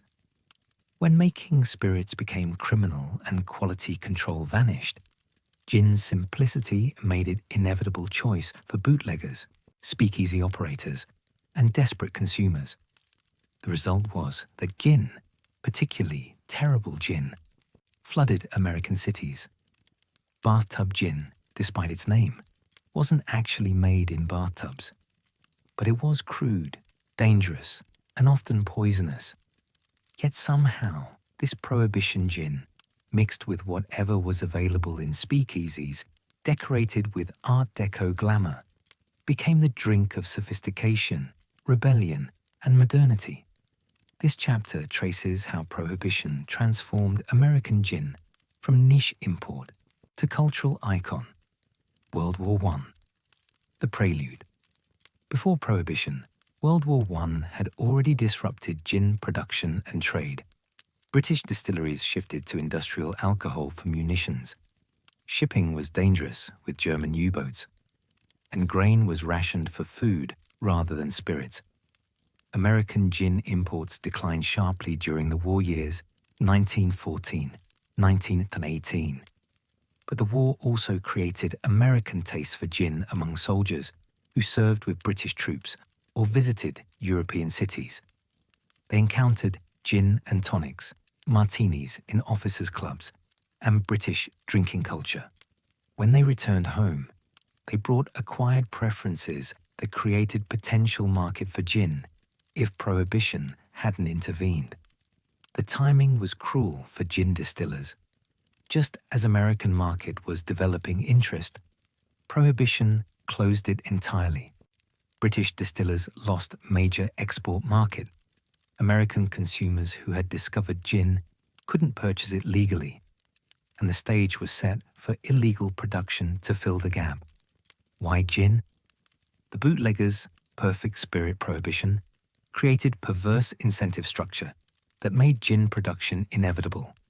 Any bootlegger needed to answer, what spirit can I produce quickly, cheaply, and with minimal detection risk? The answer was overwhelmingly gin. Time was crucial. Whiskey required aging in barrels for years to be palatable. No bootlegger could wait years for inventory to mature. Gin required no aging. It could be produced and sold immediately. This time, advantage meant faster capital, turnover, and less exposure to law enforcement through long-term storage. Raw materials were relatively available. While grain was needed for fermentation, bootleggers often started with industrial alcohol, redistilled denatured alcohol, or even wood alcohol, methanol, in the most dangerous operations. Juniper berries could be purchased legally from spice merchants or botanical suppliers. Other botanicals, coriander, angelica, citrus peels, were easily obtained. Production was simple. Redistill crude alcohol with botanicals, dilute to desired proof, bottle, and sell. The process required minimal equipment, a still, some containers, and the heat source. No specialized expertise was necessary. Anyone with rudimentary chemistry knowledge could attempt gin production.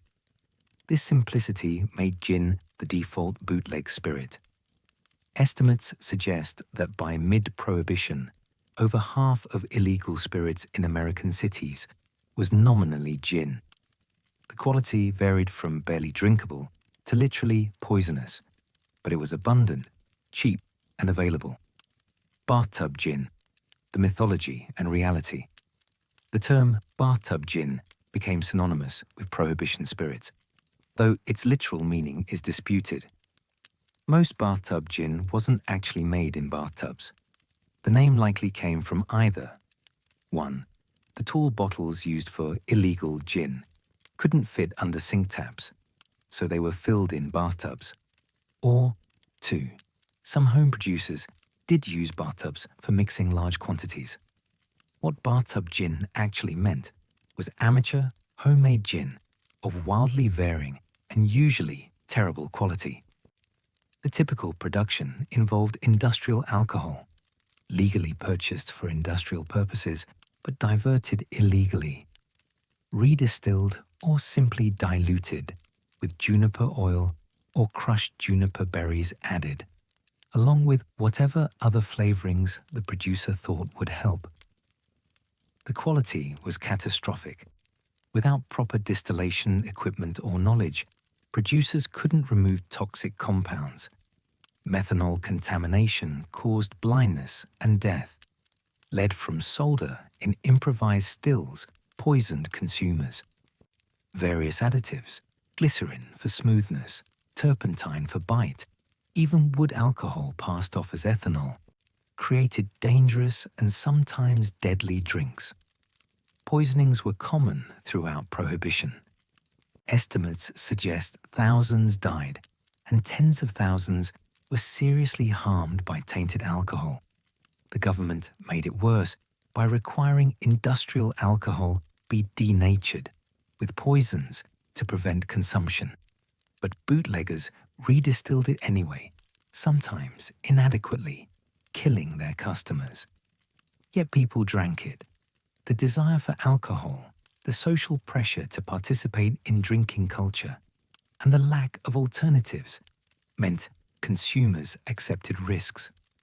Speakeasy owners and bootleggers had little incentive for quality when customers had no recourse, and law enforcement prevented legitimate competition. Speakeasies, glamour in illegality. Speakeasies, illegal bars operating during Prohibition, became central to urban social life. They ranged from upscale establishments with jazz bands, elaborate cocktails, and celebrity clientele, to rough basement operations serving whatever alcohol was available. Gin featured prominently in both. The better speakeasies employed skilled bartenders who could take mediocre bootleg gin and, through cocktails, create drinkable and sometimes sophisticated drinks. Cocktails with multiple ingredients, strong flavors, and aromatic components helped mask gin's deficiencies. The martini, gin Ricky, Tom Collins, and countless other gin cocktails became speakeasy standards. These cocktails weren't just about masking bad gin. They were social performance. Drinking illegal alcohol in hidden bars while knowing police raids could happen anytime created excitement and solidarity. The cocktails, consumed with deliberate sophistication, represented defiance of Prohibition while maintaining middle and upper-class social standards. Speakeasies became fashionable in ways legal bars never had been. The illegality itself was attractive, particularly to young people and women challenging Victorian social constraints. Flappers, drinking gin martinis in speakeasies, represented modernity, female liberation, and rejection of old morality.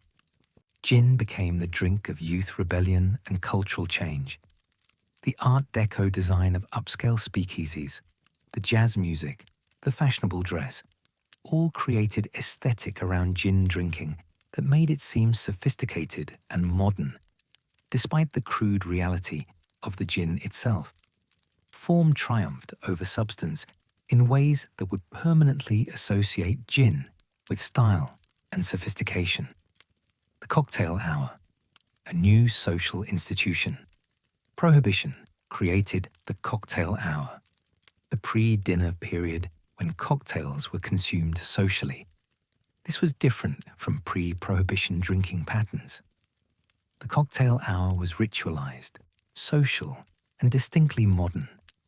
It was when sophisticated people gathered, dressed well, and consumed martinis and other gin cocktails before dinner. The institution outlasted Prohibition, becoming a permanent feature of American upper-middle and upper-class culture. The cocktail hour was when business was discussed informally, when social connections were made, when people saw and were seen. Gin, as the cocktail hour's signature spirit through martinis and other drinks, became inseparable from this social ritual.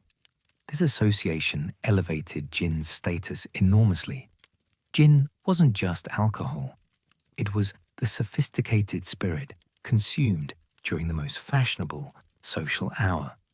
When Prohibition ended and quality gin became available again, the cocktail hour ensured continued demand for premium gin among precisely the consumers who could afford it. Organized crime. The business of gin. The most profitable bootleg operations were run by organized crime syndicates, the mob families that controlled Prohibition's illegal alcohol trade. They operated on industrial scale, with legitimate-looking front, businesses, bribed officials, and enforcement through violence. Organized crime gin production was typically more sophisticated than bathtub operations, though still far below legitimate quality standards. They had capital for proper stills, access to wholesale industrial alcohol, and motivation to avoid killing customers. Repeat business required live customers, but quality control remained minimal and dangerous adulterants common. The mob's involvement further romanticized gin drinking for some consumers. The gangster mystique, the speakeasy culture, the sense of participating in underground economy, all made illegal gin drinking seem exciting rather than merely criminal. This glamorization persisted in cultural memory long after Prohibition ended. Canadian solution: legal production, illegal export. Canada maintained legal alcohol production during American Prohibition, creating opportunities for Canadian distilleries and smuggling networks. Gordon's gin, among others, was produced legally in Canada and smuggled across the border in massive quantities. The Canadian border was long, poorly monitored, and easily crossed. Bootleggers used boats on the Great Lakes, vehicles crossing remote border points, and elaborate distribution networks to move Canadian gin into American markets. The Canadian government collected taxes on production while officially opposing smuggling, creating economically beneficial, if morally questionable, situation. Canadian gin was substantially better quality than bathtub gin, commanding premium prices in American speakeasies. Consumers who could afford it sought Canadian gin as safer and more palatable than domestic bootleg production. The two-tier market, cheap, dangerous bathtub gin for working class, smuggled legitimate gin for wealthy, reinforced class divisions. Middle-class participation. Prohibition's failure came partly from middle and upper-class participation in illegal drinking. Respectable citizens who would never have patronized gin craze era gin shops happily attended speakeasies, purchased bootleg gin, and served cocktails at home parties. The law criminalized behavior that the middle class considered acceptable, creating widespread disrespect for Prohibition enforcement. This middle-class law-breaking had lasting effects on gin's reputation. If respectable people drank gin illegally rather than abstain, gin must not be disreputable. The association between gin, sophistication, and fashionable society was reinforced by middle-class participation in cocktail culture, despite illegality. Women's participation was particularly significant. Prohibition coincided with women's suffrage and changing social roles. Women drinking gin in speakeasies, smoking cigarettes, wearing shorter skirts. These were all part of broader cultural shifts around gender, modernity, and social freedom. Gin became associated with these progressive changes, the toll and the glamour. The paradox of Prohibition gin was that it simultaneously killed people and became glamorous. The poisonings, blindness, and deaths from bad gin were real and devastating. But the cultural narrative around gin, sophisticated cocktails, fashionable speakeasies, jazz-age modernity, was equally real and persistent. This dual nature meant that when Prohibition ended in 1933, gin emerged with enhanced rather than damaged reputation. The deaths were blamed on Prohibition and bootleggers, not on gin itself. But the sophistication, the cocktail culture, the association with modernity, those stuck. Prohibition was supposed to end America's drinking, but instead it made gin the spirit of rebellion, sophistication, and jazz-age glamour. When it ended in 1933, gin's cultural position was unassailable. When Prohibition ended in December 1933, America's cocktail culture didn't restart. It exploded. 13 years of speakeasy experimentation had created an entire generation of sophisticated drinkers who understood cocktails, knew quality from swill, and were eager for legitimate establishments serving legal spirits. The bartenders who had perfected their craft underground could finally work openly. And gin, which had been the spirit of illegal glamour, became the spirit of legitimate sophistication. The next 3 decades, from Prohibition's end through 1960, represented gin's golden age. This was the era when classic cocktails were codified, when the martini became symbol of executive power, when Hollywood made cocktail culture aspirational, and when post-war prosperity meant middle-class consumers could afford the gin-drinking lifestyle they'd seen in films. Gin was everywhere, in elegant hotel bars, in 3-martini business lunches, in suburban homes with backyard tiki bars, and in the hands of James Bond ordering his vodka martini, shaken, not stirred, in ways that somehow made gin more famous. This was gin at its cultural peak, sophisticated, ubiquitous, unquestioned as the spirit of modern success. But underneath that dominance, changes were brewing that would challenge gin's supremacy and force yet another transformation. The legitimate renaissance. Quality returns.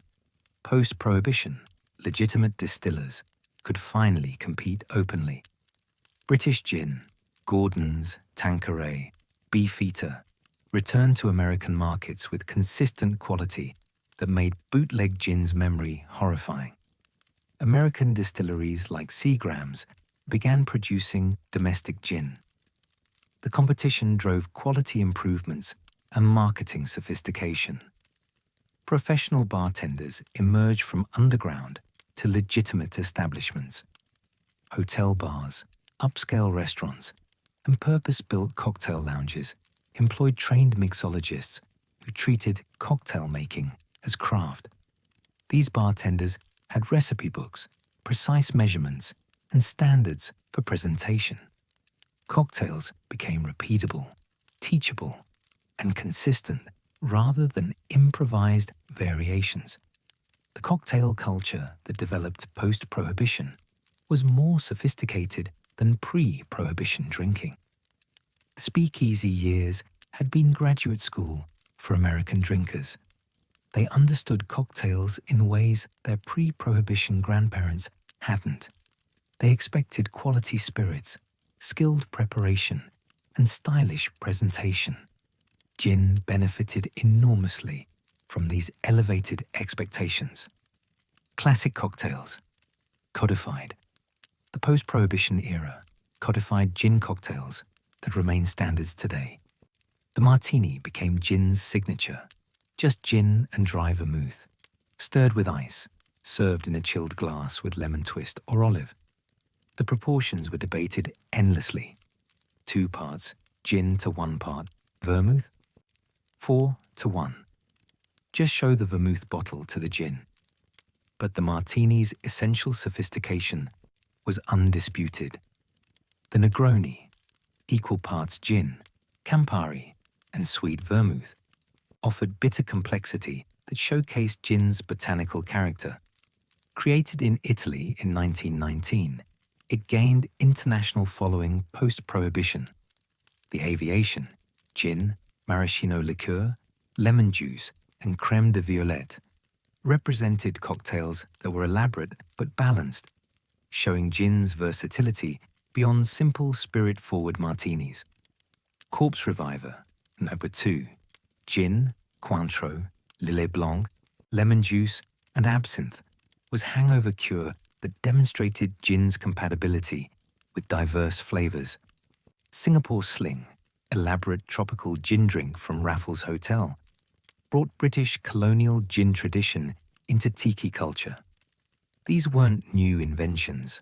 Most predated Prohibition, but post-1933, they were codified, standardized, and made reproducible. Bartenders throughout America and increasingly globally could make these drinks consistently, creating shared cocktail culture. The martini as power symbol. The martini transcended being merely a drink to become cultural symbol. In 1950s corporate America, the 3 martini lunch represented executive power and business culture. The ability to drink martinis at lunch while still functioning signaled sophistication, tolerance, and membership in elite business class. The very dry martini became standard. Less vermouth meant the drink was more gin-forward, emphasizing gin's quality. Ordering martini very dry or extra dry signaled connoisseurship. The ritual of martini preparation, stirring, never shaking except bond, precise temperature, specific garnish, became performance of sophistication. Television and advertising reinforced martinis' association with success. Mad Men's later depiction of 1960s advertising culture captured this accurately. Martinis were consumed constantly, casually, as markers of professional status. The drink said, "I'm successful enough to afford quality gin, sophisticated enough to appreciate subtle cocktails, and powerful enough to drink at lunch." James Bond, shaken, not stirred. In 1953, Ian Fleming's Casino Royale introduced James Bond ordering his signature vodka martini, shaken, not stirred. The 1962 film Dr. No made this famous globally. Paradoxically, Bond's vodka preference reinforced gin's cocktail dominance. He was notable for not ordering gin martini, which was clearly the standard. Bond's specification, shaken, not stirred, violated cocktail orthodoxy. Shaking bruises the gin and creates cloudy drink. But it sounded sophisticated. The phrase became cultural shorthand for cosmopolitan taste. And while Bond drank vodka martinis, the endless discussion of his drink preference kept martinis, and by extension gin, in public consciousness. The Bond film's glamorization of cocktail culture, exotic locations, and sophisticated consumption benefited gin tremendously. Even when characters drank vodka, the context, beautiful women, elegant surroundings, international intrigue, reinforced gin's association with style and sophistication. Hollywood's cocktail culture Hollywood had discovered cocktails during Prohibition and continued glamorizing them post-1933. The Thin Man films, 1934, 1947, featured Nick and Nora Charles consuming endless martinis while solving murders with sophisticated banter. Casablanca, 1942, made "Here's Looking at You, Kid" over drinks iconic. Countless films showed characters drinking gin in elegant contexts, reinforcing aspirational appeal. Television continued this. Shows depicting sophisticated urban life featured cocktails prominently. The martini became visual shorthand for success, refinement, and modern living. Middle America saw how cocktails functioned in fictional, sophisticated worlds and attempted to recreate that lifestyle. Post-war prosperity, the democratization. The post-WTO II economic boom meant middle-class Americans could afford gin and home entertaining. Suburban homes featured bar carts or home bars stocked with Gordons or Beefeater. Cocktail party culture spread from urban elites to suburban middle class. Gin became aspirational but achievable, not just for wealthy, but for anyone with steady employment and suburban mortgage. This democratization meant gin consumption broadened dramatically. What had been exclusively upper middle and upper class drink became accessible to the expanding middle class. The sophistication associations remained. Drinking gin signaled cultural aspiration, but financial barriers had lowered. Cocktail recipe books proliferated, teaching home bartenders how to make proper martinis, gin and tonics, and other classics. The bar cart became a status symbol in suburban living rooms, stocked with gin bottles displayed prominently. Tiki culture. Gin's tropical moment. The 1940s, 60s tiki bar culture, while primarily rum-focused, incorporated gin in tropical cocktails like Singapore slings and various tiki bar specials. Tiki's theatrical presentation, elaborate drinks in ceramic mugs, umbrella garnishes, flaming presentations, brought new audiences to gin through exotic, approachable drinks. Tiki democratized sophisticated drinking differently than home bar carts. Tiki bars were accessible, fun, and less intimidating than martini-focused cocktail lounges. They introduced consumers to gin through sweet, tropical flavors before they might graduate to drier, more spirit-forward cocktails. The gateway effect brought new gin drinkers into the category. Jet set and global spread commercial aviation's post-war expansion created jet set culture. International travelers, for whom gin was universal language of sophistication. Airport bars worldwide served gin and tonics and martinis. The drinks traveled well, required minimal ingredients, and signaled cosmopolitan taste regardless of location. Gin spread globally through this jet-set culture. Japanese businessmen encountered gin through American occupation and business travel. Europeans adopted gin cocktails alongside their traditional spirits. Gin became truly international in ways it hadn't been even during British Empire. Now it was modern and global rather than specifically British. Japanese gin discovery. American occupation of Japan, 1945-1952, introduced Japanese culture to gin through American military presence and subsequent business relationships. Gin became associated with American sophistication and international business culture. Japanese import of London dry gin grew through the 1950s-60s, with Gordon's and others establishing market presence that would prove important for later gin developments. Spanish gin, tonica, culture. Spain developed distinctive gin and tonic culture, gin tonica, different from British gin and tonic traditions. Spanish gin tonica used large balloon glasses, copa de ballon, premium gins, elaborate garnishes, herbs, spices, fruits, and theatrical presentation. This Spanish approach would later influence global craft gin trends, but in the 1950s, it represented another way gin was adapting to different cultural contexts. The peak. By 1960, gin had achieved total cultural dominance in cocktail culture. It was the sophisticated spirit, the modern choice, the drink of success and aspiration. Gin sales were at historic highs. Gin cocktails were ubiquitous, and nothing suggested this dominance would ever end. But underneath, preferences were shifting. Vodka was being positioned as even more modern, even more neutral, even more sophisticated than gin. The very juniper flavor that defined gin was being challenged by vodka's neutrality, and the cultural associations that had made gin dominant, formality, tradition, establishment, were about to become liabilities as counterculture emerged in the 1960s. By 1960, gin had reached its cultural apex, the sophisticated spirit of choice for an optimistic, prosperous, modern world. But tastes were about to change, and gin would face an unexpected rival. The year 1967 marked a quiet but seismic shift in American drinking culture.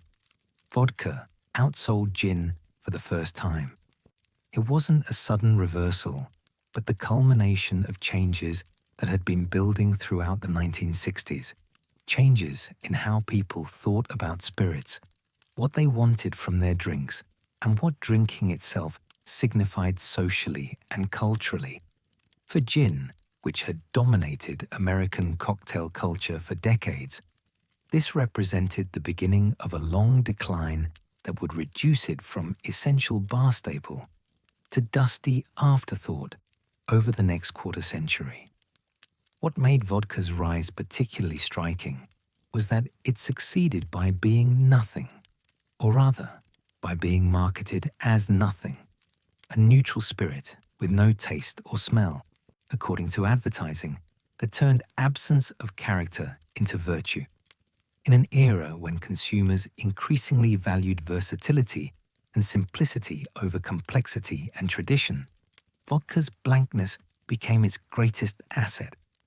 It mixed with everything without imposing its own personality, making it the perfect spirit for a generation that wanted convenience, modernity, and freedom from the constraints of the past. Gin, meanwhile, represented everything that was becoming unfashionable. It tasted strongly of something specific, juniper, botanicals, a flavor profile that demanded attention rather than disappearing into mixers. It carried associations with British colonialism, with formal cocktail culture, with martini-drinking executives in grey flannel suits. It was what your parents drank, and by the late 1960s, being associated with parental taste was commercial death. The neutral spirit's rise. Vodka's marketing genius lay in positioning neutrality as sophistication. Rather than apologizing for lack of distinctive flavor, brands celebrated it. Smirnoff's advertising emphasized that vodka leaves you breathless, meaning no telltale alcohol smell. This appealed to drinkers concerned about appearing professional, about not smelling like they'd been drinking at lunch, about maintaining discretion. The versatility argument was equally powerful. Vodka could be mixed with anything, juices, sodas, tonic, vermouth, without clashing or overwhelming other flavors. A vodka tonic tasted primarily of tonic with an alcohol kick. A vodka orange juice tasted like orange juice that happened to be intoxicating. For consumers who didn't particularly enjoy the taste of spirits but wanted their effects, vodka was ideal. This also aligned with changing drinking patterns. The elaborate cocktail culture of the pre-prohibition and immediate post-war eras was fading. Complex drinks requiring multiple spirits, bitters, and careful preparation seemed fussy and old-fashioned. Simple, two-ingredient highballs, vodka and something, fit modern lifestyles better. They could be made quickly at home without special equipment or expertise. They could be ordered at bars without seeming pretentious. Premium vodka brands cultivated mystique through origin stories and production methods. Swedish and Russian vodkas emphasized purity through multiple distillations and filtration through quartz or charcoal. The message was that more processing meant cleaner, smoother, more refined spirits. This was the opposite of whiskey's approach, which celebrated flavor compounds and minimal filtration, but it resonated with consumers in an era increasingly concerned with purity and cleanliness. By the 1970s, vodka had achieved something remarkable. It became simultaneously ordinary and upscale. It was the default well spirit in bars, but also came in premium bottlings that commanded prices approaching good whiskey. This broad appeal across price points and consumption contexts gave vodka scale that gin, increasingly positioned as mid-tier and traditional, couldn't match. Gin's declining fortunes. The statistics told a grim story. After peaking in the early 1960s, gin consumption in the United States began a steady decline that would continue for decades. By 1980, Americans drank less than half the gin they had 20 years earlier, and the decline was accelerating. In Britain, gin's spiritual home, the story was similar, if less dramatic. Only in Spain, where gin tonica culture maintained enthusiasm, did gin hold its ground. The cultural shift was as important as the numbers. Gin became associated with an older generation, with stuffiness and formality that younger drinkers rejected. The martini, gin's signature drink, evolved telling. When people ordered martinis, they increasingly specified vodka. The drink's name remained, but its soul changed. By the 1980s, bartenders assumed martini meant vodka, unless otherwise specified. A complete reversal from 20 years earlier. This wasn't simply about taste preference, but about identity. Drinking gin announced traditional leanings, conservative taste, perhaps a lack of adventurousness. It was what retired colonials drank at their clubs, what your grandmother kept in the liquor cabinet for her bridge circle. Even people who actually preferred gin's flavor sometimes ordered vodka to avoid seeming old-fashioned. The quality of available gin contributed to the perception problem. As sales declined, producers cut costs and corners. Recipes were simplified, botanical bills reduced, aging or resting periods eliminated. The distinctiveness that had made gin interesting became roughness that made it unpleasant. Cheap gin was genuinely harsh, justified vodka partisans' claims that people only drank gin because they'd grown up with it and didn't know better. Traditional gin houses struggled.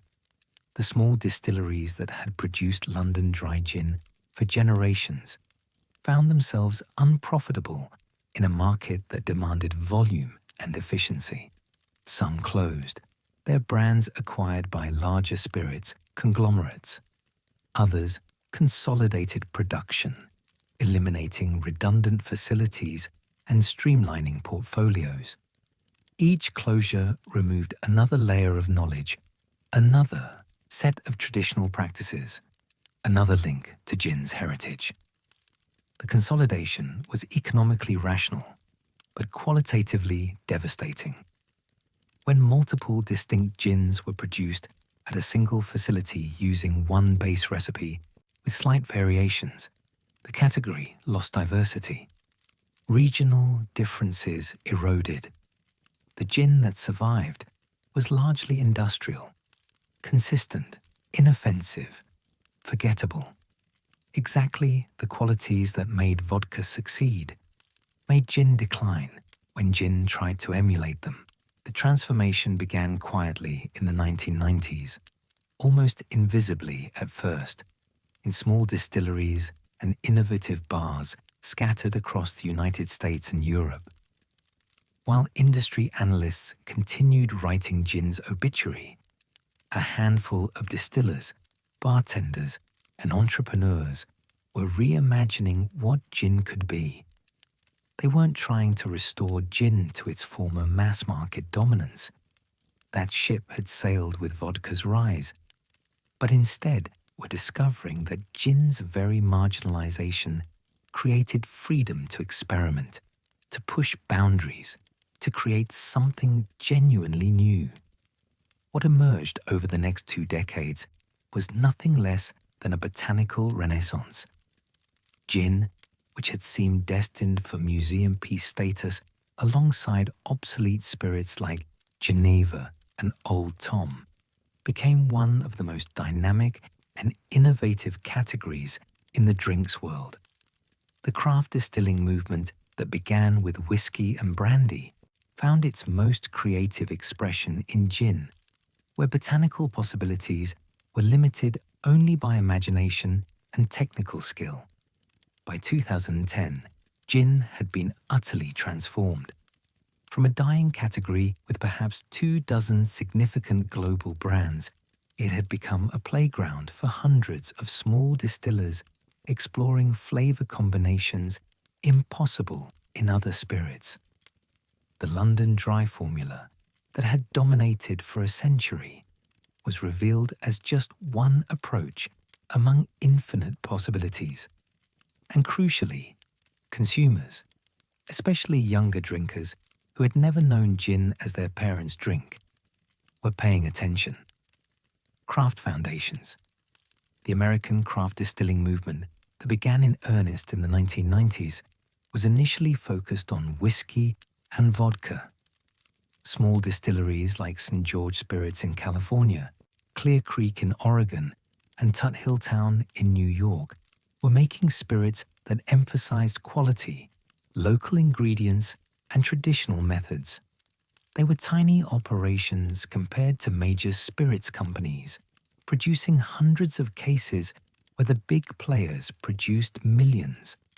But they were building something important, proof that small-scale, quality-focused production could be viable. Gin emerged as ideal for craft producers for several practical reasons. Unlike whiskey, it didn't require years of aging, meaning faster return on investment and less capital tied up in inventory. Unlike vodka, it allowed for genuine differentiation. Different botanical recipes produced genuinely distinct products. The equipment requirements were modest compared to some spirits, and the regulatory environment, particularly in the United States, was becoming more favorable to small producers. But the appeal went beyond practicality. Gin offered creative possibilities that attracted distillers interested in craft rather than simply commerce. The botanical bill was a canvas. Juniper provided the required foundation, but beyond that, distillers could experiment with hundreds of botanicals: citrus peels, roots, seeds, flowers, herbs, spices, creating flavor profiles limited only by botanical knowledge and distillation skill. Early craft gins varied wildly in quality. Some distillers approached gin with serious study and skill, producing genuinely excellent spirits. Others treated it as an easy entry point, producing harsh or unbalanced gins that reinforced negative perceptions. But collectively, craft distillers were demonstrating that gin didn't have to be industrial, standardized, or uninspired. It could be artisanal, distinctive, and interesting. The craft movement also reintroduced transparency that had been lost during gin's industrial era. Small distillers talked about their botanicals, explained production methods, invited visitors to see stills and taste spirits. This openness appealed to consumers increasingly interested in provenance and process, who wanted to understand what they were drinking and support authentic craft over corporate marketing. Hendrick's Gambit. If Bombay Sapphire had suggested that premium gin was possible, Hendrick's proved that gin could be genuinely unconventional. Launched in 1999 by William Grant and Sons, Hendrick's did something that seemed almost perverse by traditional standards. It made cucumber and rose petal central to its botanical bill, ingredients that had never been associated with gin. The result was polarizing and brilliant. Hendrick's didn't taste like traditional London dry gin. The juniper was present but subdued. The cucumber and rose prominent but not overwhelming. The overall effect delicate and unusual. Traditionalists dismissed it as gimmicky or not real gin. But a new generation of drinkers, unburdened by preconceptions about what gin should taste like, found it fascinating. The packaging reinforced the unconventional positioning. The dark, apothecary-style bottle, the Victorian-inspired labelling, the quirky marketing that emphasized peculiarity and individuality. Everything signaled that Hendrick's was something different. It wasn't competing with Gordon's or Tanqueray on their terms, but establishing entirely new terms. Crucially, Hendrick's succeeded commercially.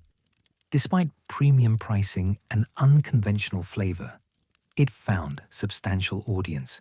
Bartenders embraced it for giving them a distinctive tool. Consumers appreciated having a gin that prompted conversation and stood out from vodka's blandness.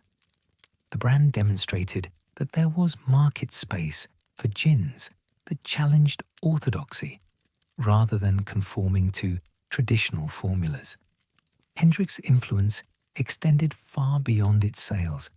It proved that botanical innovation was commercially viable, that consumers would accept and even seek out unconventional flavor profiles, that gin could differentiate itself through genuine product innovation rather than marketing alone. Every craft distiller who later experimented with unusual botanicals owed debt to Hendrick's for opening that path. The cocktail connection. Gin's revival was inseparable from cocktail culture's simultaneous renaissance, beginning in the late 1990s and accelerating through the 2000s. A new generation of bartenders was rediscovering classic cocktail recipes, studying historical techniques, and demanding quality spirits to work with.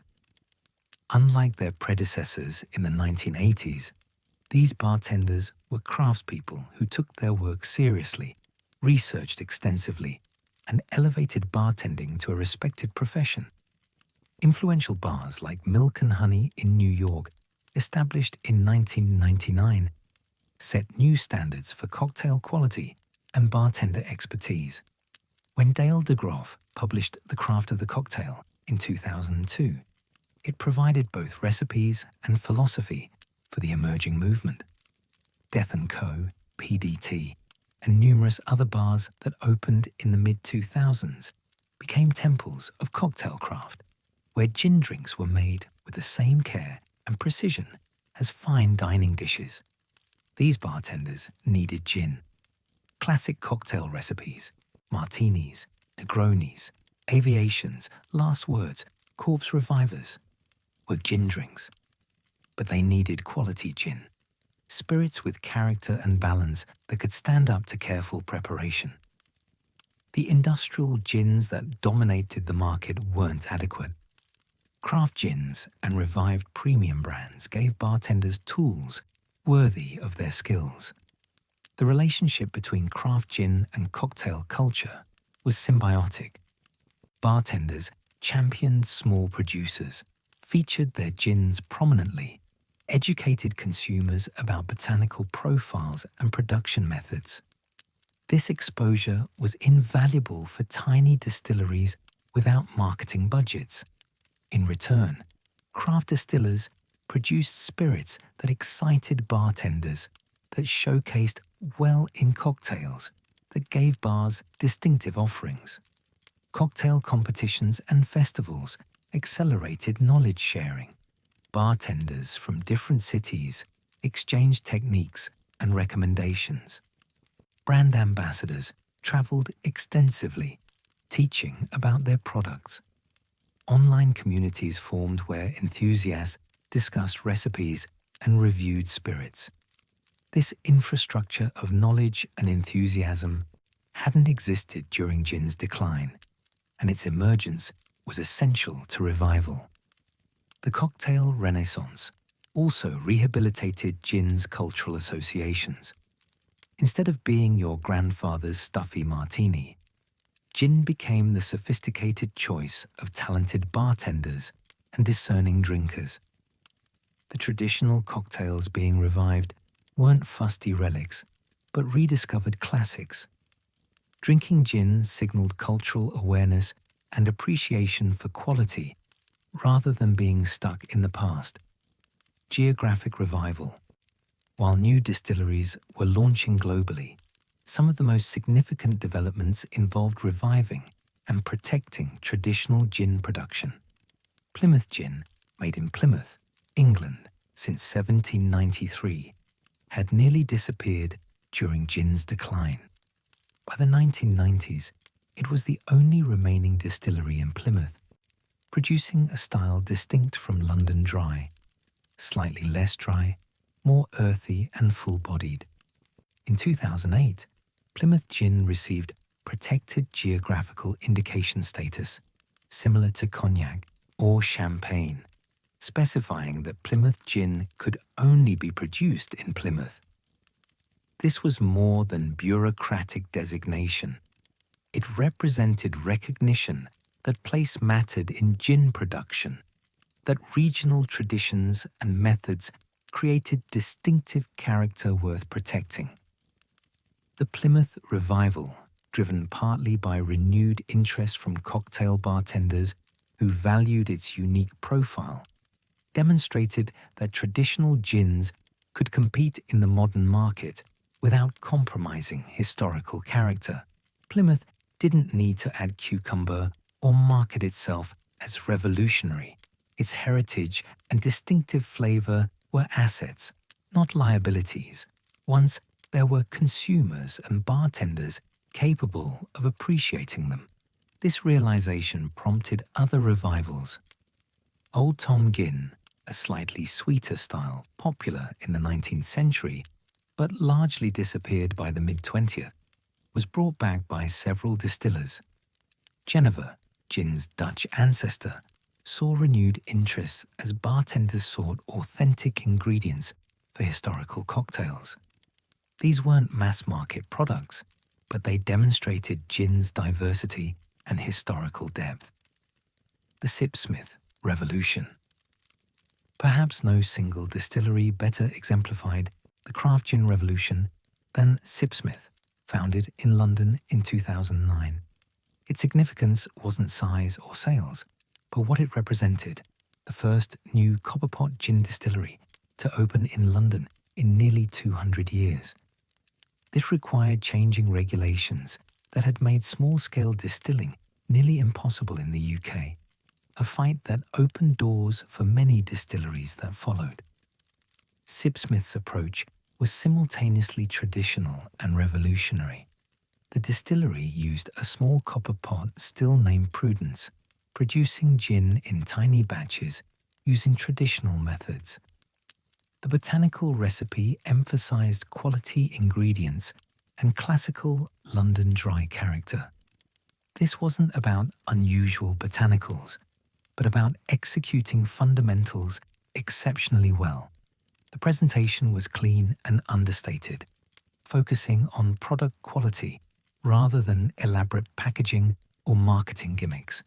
But Sipsmith was revolutionary in business model and scale. The founders believed that small batch, quality-focused production could be commercially viable, that there were consumers willing to pay premiums for genuine craft. They were right. Despite higher prices and limited distribution, Sipsmith found enthusiastic audience among bartenders and consumers seeking alternatives to industrial gins. The distillery's success inspired imitates. Within 5 years, dozens of new gin distilleries had opened across the UK. Each brought slightly different approaches. Some emphasized local botanicals, others experimented with unusual ingredients, still others focused on reviving historical styles. But collectively, they transformed London from a city where gin was historical footnote to a global centre of gin innovation. Sipsmith also demonstrated that craft and quality weren't automatically synonymous. Some craft producers made excellent gin, others mediocre or worse. What mattered was commitment to quality, botanical knowledge, distillation skill, and honest representation. Sipsmith set standards that influenced how craft gin was judged and produced. Between 2010 and 2018, gin experienced growth so rapid and widespread that it seemed less like market expansion than revolution. Distilleries appeared in countries that had never produced gin, in cities and villages across continents, in locations as diverse as Iceland and South Africa, Tasmania and Tokyo. What had begun as craft revival became global phenomenon, with each region bringing distinctive approaches shaped by local botanicals, drinking traditions, and cultural contexts. The numbers told part of the story. From perhaps 100 significant gin brands globally in 2010, the count exploded to well over 1,000 by 2018, with new launches seemingly every week.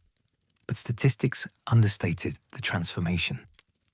This wasn't simply more of the same, but fundamental expansion of what gin could be. Each regional interpretation explored different botanical possibilities, production methods, and flavor profiles, collectively demonstrating that juniper was merely starting point for nearly infinite variation. The explosion brought opportunities and challenges in equal measure. Small producers found enthusiastic audiences for innovative gins. Bartenders had unprecedented variety to work with. Consumers discovered spirits that reflected their region's character. But the crowded marketplace also created problems. Quality variation, brand confusion, and questions about whether explosive growth was sustainable or bubble destined to burst. The Spanish influenced Spain's gin tonica culture, which had quietly sustained gin enthusiasm during its global decline, became unexpectedly influential in shaping the spirit's modern presentation. What had been distinctively Spanish, serving gin and tonic in large balloon glasses with abundant ice, premium tonic water, and elaborate garnishes, spread globally as aspirational standard for gin service. The presentation transformed a simple highball into theatre. Bartenders selected specific gins and matched them with complementary tonics, Fever Tree, Q-tonic, or numerous craft options that had emerged to serve premium gin market. Garnishes became elaborate, not just lime wedge, but fresh herbs, exotic spices, flower petals, citrus wheels. The large glasses showcased these visual elements while providing space for ice and aromatics. This approach elevated gin culturally and commercially. A gin and tonic served with care at premium bars might cost $15 or more, comparable to craft cocktails. The ritual justified premium pricing while making gin consumption experiential rather than purely functional. Consumers photographed and shared their drinks on social media, providing organic marketing for gins with distinctive bottles or presentations. Spanish bars became destinations for gin enthusiasts, some offering selections of hundreds of different gins. The phenomenon drove premium gin sales not just in Spain, but globally, as other markets adopted Spanish service standards and consumers developed taste for quality gin properly presented. What had been counter-cultural resistance to vodka domination became mainstream approach to gin service. The tonic water market exploded alongside gin.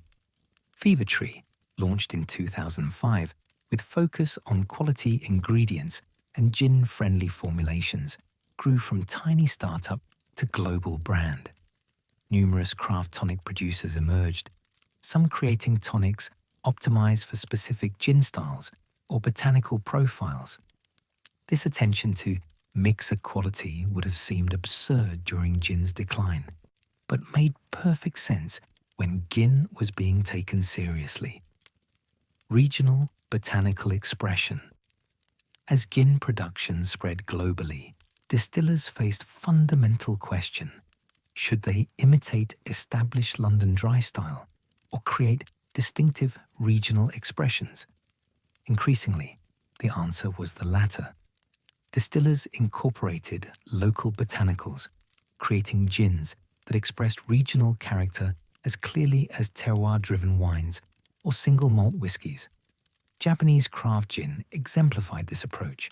Brands like Roku, Ki no Bi, and Nikka Coffee Gin incorporated botanicals traditional to Japanese cuisine and culture: yuzu citrus, sansho pepper, shiso leaves, sakura blossoms, green tea. The results were recognizably gin, juniper present, botanical complexity evident, but distinctly Japanese in character. The delicate, refined flavor profiles reflected Japanese aesthetic sensibilities, while the ingredient choices grounded the spirits in specific cultural context. The Japanese approach emphasized precision and balance. Botanical bills were carefully composed, with each ingredient serving specific purpose in overall profile. Production methods showed technical sophistication, often leveraging expertise from Japanese whiskey distilling. Packaging and presentation reflected minimalist design principles. These gins succeeded both domestically and in export markets seeking authentic Japanese craft products. Australian gins pursued different direction, incorporating native botanicals that gave their gins distinctive character unlike anything from Europe or North America. Lemon myrtle, Tasmanian pepperberry, finger lime, wattle seed, and other indigenous plants created flavor profiles simultaneously familiar, recognizable as gin, and exotic. Distilleries like Four Pillars and West Winds positioned these botanicals not as gimmicks, but as genuine expressions of Australian terroir. The Australian gin boom was remarkable for its speed and scale. Tasmania, in particular, became gin production centre, with numerous distilleries leveraging the island's clean environment, quality water, and unique botanicals. The industry attracted both career distillers and entrepreneurs entering craft spirits, creating competitive but collaborative environment where knowledge and techniques spread rapidly. Scandinavian gins emphasized foraged botanicals from Nordic forests and coastlines: lingonberries, cloudberries, spruce tips, dill, caraway. These ingredients created gins with distinctive herbal, slightly savory characters that reflected Nordic culinary traditions. The presentation often emphasized minimalism and natural aesthetics, with bottles and labels reflecting Scandinavian design principles. African gins, fewer in number but growing, incorporated botanicals like rooibos, baobab, African wormwood, and buchu. These ingredients were unfamiliar to most gin drinkers, creating genuine novelty while expressing African botanical diversity. Some producers positioned their gins as luxury exports, others focused on developing domestic markets in countries where gin consumption was growing rapidly. Botanical complexity reaches extremes. German distillery, Monkey 47, launched in 2008, but gaining international attention through the 2010s, took botanical complexity to unprecedented levels. Its signature gin used 47 botanicals, a number seeming almost absurd given the traditional London dry gins used 8 to 12. The botanical bill included expected ingredients like juniper and coriander, alongside unusual choices like lingonberries, acacia flowers, and jasmine. The remarkable thing about Monkey 47 wasn't just the number of botanicals, but that the resulting gin was balanced and coherent rather than chaotic. This required exceptional skill, understanding how different botanicals interacted, which predominated at different proof levels, how to achieve complexity without cacophony. The gin demonstrated that botanical abundance could enhance rather than overwhelm when approached with knowledge and care. Monkey 47's success encouraged other distillers to experiment with complex botanical bills.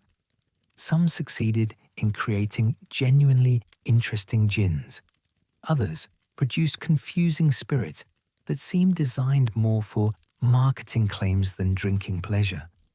The lesson was that botanical count mattered less than botanical balance. A well-composed gin with 10 ingredients could surpass a poorly balanced one with 50. The extreme botanical complexity trend also raised questions about diminishing returns. Could drinkers actually perceive 47 distinct botanicals? Or did complexity reach point where additional ingredients added cost and complication without enhancing experience? The answer seemed personal. Some enthusiasts appreciated hunting for subtle notes. Others preferred more focused expressions. The market had room for both approaches. Historical revival and innovation. Old Tom Gin, the slightly sweeter style popular in the 19th century, but largely disappeared by the mid-20th, experienced substantial revival. Multiple distilleries produced versions based on historical recipes or modern interpretations. These gins occupied interesting middle ground between dry gin and liqueurs, offering fuller body and slight sweetness that worked beautifully in classic cocktails designed for the style. The Old Tom revival illustrated broader pattern. Historical research informing contemporary production. Distillers studied archival recipes, experimented with historical techniques, and consulted with spirits historians. This wasn't slavish recreation, but informed innovation, understanding historical approaches and adapting them for modern palates and production capabilities. Geneva, gin's Dutch ancestor, saw renewed interest particularly in Netherlands and Belgium, where it had never entirely disappeared. While technically distinct from gin, Geneva's revival rode gin's coattails, benefiting from increased consumer interest in juniper spirits. Some producers positioned Geneva as alternative to gin, emphasizing its malty-character and historical significance. Aged or barrel-rested gins pushed category boundaries in different direction. Resting gin in oak barrels, whether new charred oak, used bourbon barrels, or wine casks, added color, vanilla notes, and complexity. The results challenged preconceptions about what gin should be. Some aged gins veered close to whiskey character. Others maintained botanical clarity while adding oaky dimension. The style proved controversial, but commercially viable, appealing to consumers seeking novel experiences. Cask finishing, briefly resting gin in barrels that previously held vermouth, sherry, or wine, offered middle path, adding subtle influence without overwhelming botanical character. These experiments demonstrated gin's versatility while raising questions about category definition. At what point did aged gin become something else entirely? The answer remained debated, but the experimentation continued. By 2018, gin's explosive growth was creating problems as significant as the opportunities it generated. The market that had seemed limitless just years earlier was showing signs of saturation. Retailers couldn't stock every gin, bartenders couldn't feature them all, and consumers faced paralysis when confronted with hundreds of options. More fundamentally, the category was wrestling with questions about identity, quality, and authenticity that would shape its future as profoundly as the innovations that sparked revival. The challenges were interconnected. Market crowding intensified competition, encouraging cost-cutting that affected quality. Quality concerns raised authenticity questions about what craft actually meant. Authenticity debates led to legal and definitional disputes about what gin itself was. These weren't merely commercial or regulatory issues, but existential questions about gin's nature and future direction. Between 2018 and 2024, the industry confronted these tensions while navigating external disruptions, pandemic lockdowns that simultaneously boosted retail sales and devastated bars, sustainability pressures demanding operational changes, and cultural shifts around alcohol consumption itself. The result was a category in creative ferment, simultaneously innovative and uncertain, successful yet troubled. The saturation problem. The numbers were stark. From perhaps 100 significant gin brands globally in 2010, the count had exploded past 2,000 by 2020, with new launches continuing weekly. In the UK alone, the number of distilleries producing gin grew from fewer than 20 in 2010 to over 300 by 2020. Every market told similar stories of proliferation. This created cascading problems. Retailers had finite shelf space. Even specialty spirit stores couldn't stock thousands of gins. Selection became curatorial exercise, inevitably favoring established brands or those with strong distribution relationships. New entrants, regardless of quality, struggled for retail presence. The dream of direct-to-consumer sales through distillery visits or online channels could sustain tiny producers but couldn't build substantial businesses. Bars faced similar constraints. Even gin-focused establishments couldn't feature more than a few dozen selections. Bartenders, already overwhelmed with choices in every spirits category, didn't have bandwidth to learn about endless new gins. Brand ambassadors competed desperately for attention, offering tastings, training, promotional support. But there were only so many hours and so much attention available. For consumers, choice overload was real. Walking into a store and facing 50 gins was paralyzing rather than empowering for most shoppers. Without expertise to evaluate differences or even vocabulary to discuss what they wanted, many defaulted to familiar brands or simply grabbed something with attractive packaging. The diversity that should have been gin's strength became liability when it prevented informed choice. Consolidation seemed inevitable. Some predicted that half or more of existing gin brands would disappear within a decade, unable to achieve sustainable scale or differentiate meaningfully. Others argued that gin could sustain thousands of small producers serving local or niche markets. The truth likely lay between. Some consolidation was necessary, but the craft model of small, quality-focused producers could work for those willing to stay small and serve specific audiences. Quality questions. Market proliferation revealed uncomfortable truth. Not all craft gin was particularly crafted. The barriers to entry were low. Purchase neutral grain spirit, run it through Botanical basket, or add extracts, bottle it, claim craft authenticity.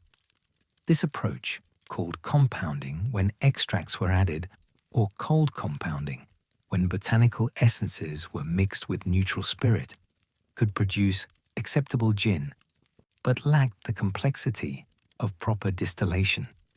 The issue was transparency. Some producers clearly disclosed their methods, positioning themselves as blenders or formulators rather than distillers. Others obscured their processes with vague language about craft and small batch, implying traditional pot still distillation when reality was quite different. Consumers often couldn't distinguish between gin carefully distilled from grain or wine and gin compounded from industrial neutral spirit. This mattered for several reasons. Traditional distillation was more expensive, required more skill and equipment, and generally produced more complex spirits. Distillers who invested in proper facilities and expertise resented competitors who achieved market presence through minimal investment and maximum marketing. Quality-conscious consumers wanted to support genuine craft, but often couldn't identify it. The problem extended beyond production methods to botanical sourcing. Some producers used fresh, quality botanicals carefully selected for flavor contribution. Others used cheap, low-quality ingredients or artificial flavoring, counting on consumers' inability to detect differences. The natural botanicals label that appeared on many gins was technically accurate, but meaningless regarding quality. Testing and verification were difficult. Unlike spirits like Scotch whisky with rigorous regulatory oversight, gin production in many jurisdictions was barely regulated beyond basic safety and alcohol content requirements. London Dry designation had specific meaning, nothing added after distillation except water, but many gins didn't claim this and operated in regulatory grey areas. Authenticity and craft claims. The craft label itself became contentious. Initially, it implied small-scale production using traditional methods, but as the term's marketing value became clear, its meaning diluted. Large corporations launched craft brands produced in industrial facilities. Brands with minimal actual distilling sold themselves as craft operations. The term that once signaled something meaningful risked becoming just marketing speak. Attempts to define craft objectively ran into problems. Was it about production volume? But quality small producers who succeeded naturally grew, and arbitrary size limits seemed punitive. Was it about ownership structure? But some corporate-owned brands maintained quality and authenticity, while some independent operations were cynical ventures. Was it about production methods? But innovation sometimes meant departing from traditional techniques. The debate paralleled craft beer's earlier struggles with these questions. Beer had developed various definitions. Brewers Association in the US specified production volume, independence, and use of traditional or innovative ingredients, but none satisfied everyone. Gin seemed headed for similar contentious definitional debates. What emerged was understanding that craft was more ethos than checklist. It involved commitment to quality, transparency about methods, respect for tradition balanced with willingness to innovate thoughtfully, and connection to place or people making the spirit. But these qualities were hard to verify and easy to fake through clever marketing. Consumers bore burden of becoming educated enough to distinguish genuine craft from manufactured authenticity. This was realistic for enthusiasts willing to invest time learning about production methods and researching brands, but unfair to expect from casual buyers. The industry needed better ways to signal quality and authenticity, but developing and enforcing standards proved politically difficult. Definitional disputes. More fundamental than craft authenticity were questions about what gin itself was. Legal definitions varied by jurisdiction, but generally required that gin be spirit-flavored with juniper berries, with juniper being predominant flavor. But predominant was subjective, and some modern gins pushed boundaries. Extremely botanical forward gins, where juniper was barely detectable, raised questions. Were they still gin, or had they become something else? Botanical spirits that happened to contain juniper. Some argued that if juniper wasn't clearly identifiable, the spirit shouldn't be labeled gin regardless of technical compliance.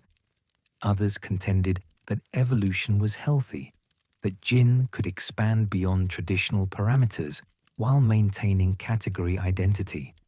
Pink gins and flavored gins intensified debates.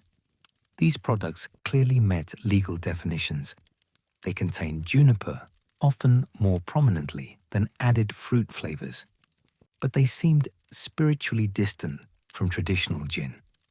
Critics viewed them as cynical cash grabs that exploited gin's popularity while undermining its character. Defenders argued that attracting new consumers with accessible flavors benefited the entire category. Aged gins presented different definitional challenge. Oak aging added flavors and colors associated with whiskey. At what point did aged gin stop being gin and become something else?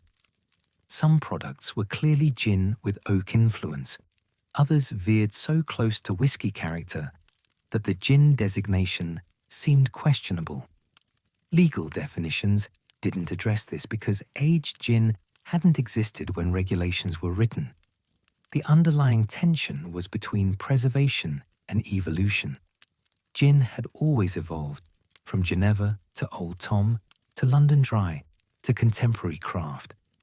But evolution had limits. At some point, change was so substantial that calling something gin became misleading. Where that point lay was contested and perhaps ultimately subjective. The pragmatic solution was probably multiple categories under gin umbrella, similar to how whiskey encompasses bourbon, Scotch, Irish, and others. But creating and enforcing such categories required coordination gin industry hadn't achieved. Sustainability pressures. As gin's popularity grew, so did scrutiny of its environmental impact. Botanical sourcing raised concerns. Were wild botanicals being harvested sustainably, or were popular ingredients being over-foraged? Some botanicals came from fragile ecosystems where increased demand could cause environmental damage. Distilleries needed to ensure their sourcing didn't harm environments or communities where botanicals originated. Water usage was a substantial issue. Distillation required significant water for cooling, and diluting spirits to bottling strength consumed more. In regions facing water scarcity, this raised ethical questions about whether luxury spirits production was appropriate use of limited resources. Some distilleries invested in water recycling systems and efficiency improvements. Others faced criticism for continuing water-intensive operations despite scarcity. Energy consumption for distillation, particularly pot still distillation, which required sustained high heat, created substantial carbon footprints. Glass bottle production and transportation added more environmental impact. The premium presentation gin often demanded heavy bottles, elaborate packaging, increased environmental costs. Some producers responded proactively. They installed solar panels, sourced local botanicals to reduce transportation, used recycled glass, minimized packaging, and measured and offset carbon emissions. Others did little beyond token gestures, calculating that consumer concerns hadn't yet affected purchasing decisions enough to justify expensive changes. Younger consumers, particularly, expressed environmental concerns and willingness to support sustainable producers even at premium prices. This created business case for sustainability, not just moral imperative, but competitive advantage.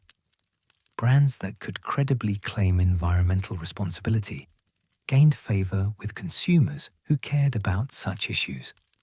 Certification programs emerged to verify sustainability claims. B Corp certification, organic standards, and various environmental certifications provided third-party validation. But these programs cost money and required extensive documentation, favoring larger producers with resources to pursue certification. Small producers might operate sustainably without formal certification, creating information asymmetry that disadvantaged them. Gin's 3-century journey from Dutch medicine to mother's ruin to craft spirits phenomenon reveals patterns that extend far beyond one spirit category. The story illuminates how policy shapes markets, how substances become scapegoats for social problems, how image transformation works, how empires spread culture, how prohibition creates unintended consequences, and how creative constraints enable rather than limit innovation. These lessons matter not just for understanding gin, but for comprehending how products, markets, and cultures evolve through complex interactions of economics, policy, social forces, and human creativity. What makes gin's story particularly instructive is its extremes. Few products have experienced such dramatic reversals, from acceptable to catastrophic, to forgotten, to revived, to globally celebrated. Few have been both medicine and poison, both sophisticated and disreputable, both imperial symbol and craft rebellion. The very extremity of gin's fluctuations reveals underlying dynamics that operate less visibly in many domains. Policy's unintended cascades. The gin craze of 1700s London demonstrates with brutal clarity how policy creates crises through unintended consequences. The original intention, encouraging domestic grain consumption by making distillation cheap and easy, seemed economically rational. Britain had grain surpluses, distilling used that grain, and domestic spirits reduced dependence on imported brandy. The policy aligned agricultural, economic, and nationalistic interests. But policymakers failed to anticipate second and third order effects. Cheap, accessible spirits met desperate demand from people living in appalling conditions. What seemed like economic stimulus became public health crisis as consumption exploded beyond anything predicted. The policy that was supposed to benefit farmers and distillers instead created social catastrophe affecting the most vulnerable populations. The regulatory response, attempting to control gin through licensing and taxation, struggled because it addressed symptoms rather than causes. Making gin more expensive didn't address why people drank desperately. Reducing access didn't improve the poverty and misery that made oblivion attractive. Eventually, more comprehensive policy adjustments, gradually raising prices, Improving enforcement, allowing time for social adaptation, brought crisis under control, but only after decades of harm. The pattern repeats throughout history. Policy designed for one purpose creates unexpected consequences, often harming populations policymakers intended to help or ignored entirely. The lesson isn't that policy is futile, but that it requires humility about predicting effects, attention to vulnerable populations who bear disproportionate costs, and willingness to adjust when consequences diverge from intentions. Modern parallels abound. Contemporary drug policy, alcohol regulation, economic interventions all create cascading effects that extend far beyond intended targets. Gin's history suggests that policy should be cautious, incremental, and responsive rather than sweeping, rigid, and ideological. It should account for how desperate people respond to incentives differently than secure people do. Most importantly, it should recognize that substances themselves are rarely problems. They're tools used by people whose circumstances shape how they use them. Symptoms and scapegoats. The gin craze exemplifies how societies blame substances for problems rooted in structural conditions. Gin didn't create London's poverty, overcrowding, disease, and misery. Those conditions existed before cheap gin and persisted after consumption declined. Gin was symptom and coping mechanism, not cause. But blaming gin was easier than addressing the industrial transformation, urban squalor, and economic exploitation that made so many lives desperate. This scapegoating served political functions. Focusing on gin avoided difficult questions about economic systems, class relations, and social responsibilities. It allowed moral condemnation of victims. Drinkers were weak, immoral, choosing vice, rather than examining why so many people sought oblivion. It provided simple target for reform efforts that didn't threaten powerful interests. Controlling gin was achievable. Eliminating poverty was not.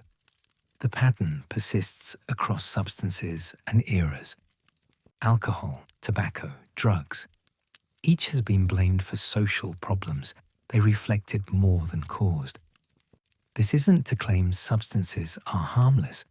Alcohol causes genuine damage, but to recognize that substance use and abuse are embedded in social contexts that shape both behavior and outcomes.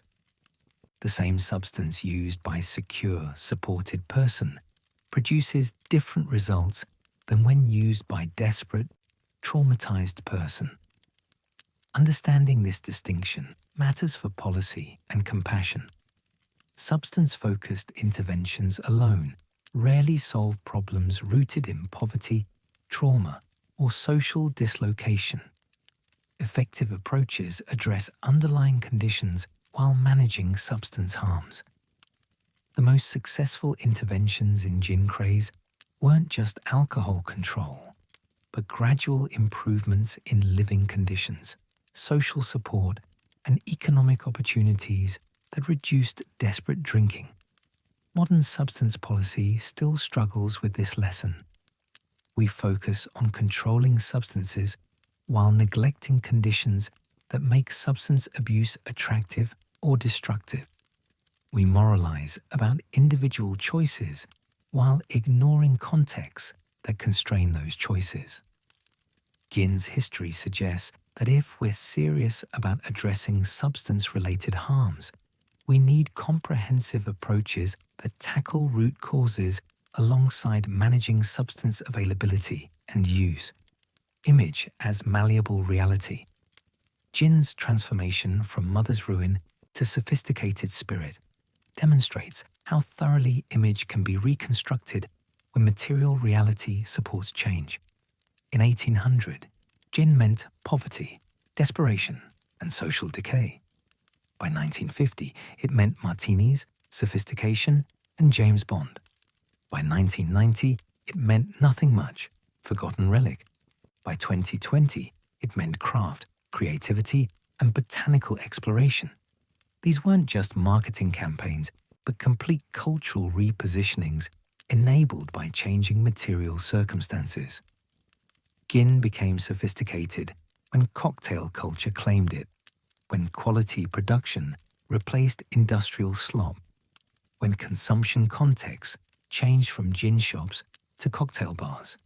Image followed reality, or rather, image and reality evolved together through feedback loops where changing perceptions enabled different uses that reinforced new perceptions. The sophistication image was never inevitable or natural. With slightly different historical circumstances, gin might have remained low-class spirit, while brandy or another spirit captured cocktail culture. What happened was that particular people in particular contexts, bartenders, distillers, marketers, cultural figures, made choices that collectively created new associations. These choices were constrained by histories and materials they worked with, but within constraints, creativity mattered. The lesson is that image isn't fixed by nature or history, but constructed through accumulated actions and associations. This construction isn't arbitrary. You can't make anything mean anything, but it's more malleable than often assumed. Products with terrible associations can be rebuilt if underlying quality changes and if enough effort goes into new positioning sustained over sufficient time. This matters beyond gin. Brands, products, even places and people can reconstruct images when willing to do genuine work, supporting new associations. The key is alignment between image and reality. If gin had remained low-quality industrial spirit, no amount of marketing could have sustained sophisticated image. But once quality improved and consumption contexts changed, focused effort could accelerate perception shifts. The flip side is that images can deteriorate as readily as improve. Gin's decline from 1960s to 1990s shows how quickly sophisticated associations erode when cultural contexts shift and category loses relevance. Maintaining positive image requires continuous work adapting to changing contexts, not resting on historical reputation. Empires, cultural distribution. Gin's spread through British Empire illustrates how imperial power distributes cultural products globally, creating path dependencies that persist long after empires fade. Gin accompanied British colonialism to India, Africa, Southeast Asia, Caribbean, not through neutral trade, but through power relationships that made British products prestigious and colonial subjects eager to adopt metropolitan tastes. The gin and tonic, born from quinine-laden tonic water used to prevent malaria, exemplifies this dynamic. British colonials in tropical climates drank tonic for health, added gin to make it palatable, and created drink that became cultural institution. This wasn't just beverage choice, but imperial practice embedded in material. The quinine, the gin, the consumption rituals all marked British identity and colonial power. Empire's cultural distribution created lasting markets and associations. Gin remained popular in former colonies long after independence, having become embedded in local drinking cultures. The Anglophone world especially maintained gin traditions, but even in non-English speaking former colonies, British spirits retained prestige. These weren't merely about taste preference, but about cultural capital and historical legacy. The pattern extends beyond gin. Empires distribute culture through power relationships that make metropolitan products desirable and often necessary. Colonial subjects learn to want what the metropole offers, and these learned desires persist through generations. Independence doesn't immediately undo cultural preferences established over decades or centuries of imperial contact. Understanding this matters for how we view global trade and cultural exchange. What appears as neutral preference or superior quality often reflects historical power relationships. British gin, French wine, American bourbon, their global success isn't just about inherent qualities, but about historical distribution through economic and political power that made them available, prestigious, and familiar.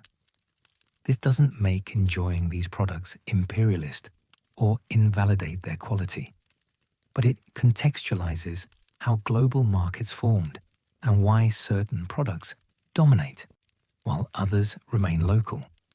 It suggests that truly open markets would look different from markets shaped by centuries of imperial distribution and cultural imposition. Prohibition's paradoxes. American prohibition's impact on gin reveals how attempts to eliminate vices often strengthen them while creating new problems. Prohibition aimed to eliminate alcohol consumption and associated harms. Instead, it created massive illegal industry, empowered organized crime, made drinking glamorous rebellion, degraded product quality dangerously, and ultimately failed to stop consumption among those determined to drink. Bathtub gin symbolized these failures. When legal production stopped, desperate drinkers turned to dangerous substitutes. Industrial alcohol redistilled in bathtubs, poisonous methanol passed as gin, poorly made spirits that caused blindness and death.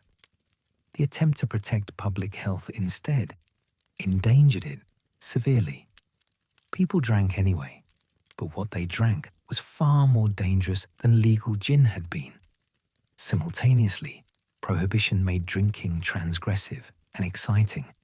Speakeasies had mystique legal bars never achieved. Bootleggers and gangsters gained romantic allure. Cocktails became symbols of sophisticated rebellion. The association of gin with jazz-age glamour, flappers, parties, cultural rebellion emerged precisely because prohibition made drinking forbidden. The policy intended to reduce drinking's appeal instead enhanced it for certain demographics. The lessons extended far beyond alcohol. Prohibiting desired goods or behaviors rarely eliminates demand, but drives it underground where it operates without regulation, quality control, or safety oversight. It empowers criminal enterprises that profit from illegal supply. It makes users vulnerable to exploitation and dangerous products. It often increases glamour by adding forbidden thrill to consumption. This doesn't mean all regulation is futile or prohibition is never appropriate, but it suggests that policy should account for how people respond to prohibition, often by seeking dangerous alternatives or patronizing criminal suppliers, rather than ceasing the behavior. Effective policy reduces harms rather than simply banning substances, regulates rather than prohibits, and focuses enforcement on genuinely harmful behaviors rather than consumption itself. Modern drug policy continues repeating prohibition's mistakes. We know from decades of evidence that prohibition doesn't eliminate drug use, but pushes it underground, empowers cartels, contaminates supplies, and makes use more dangerous. Yet policy persists in prohibition, despite consistent failures. Gin's history suggests alternative approaches, regulation, harm reduction, treatment, work better than prohibition for managing substances people are determined to use.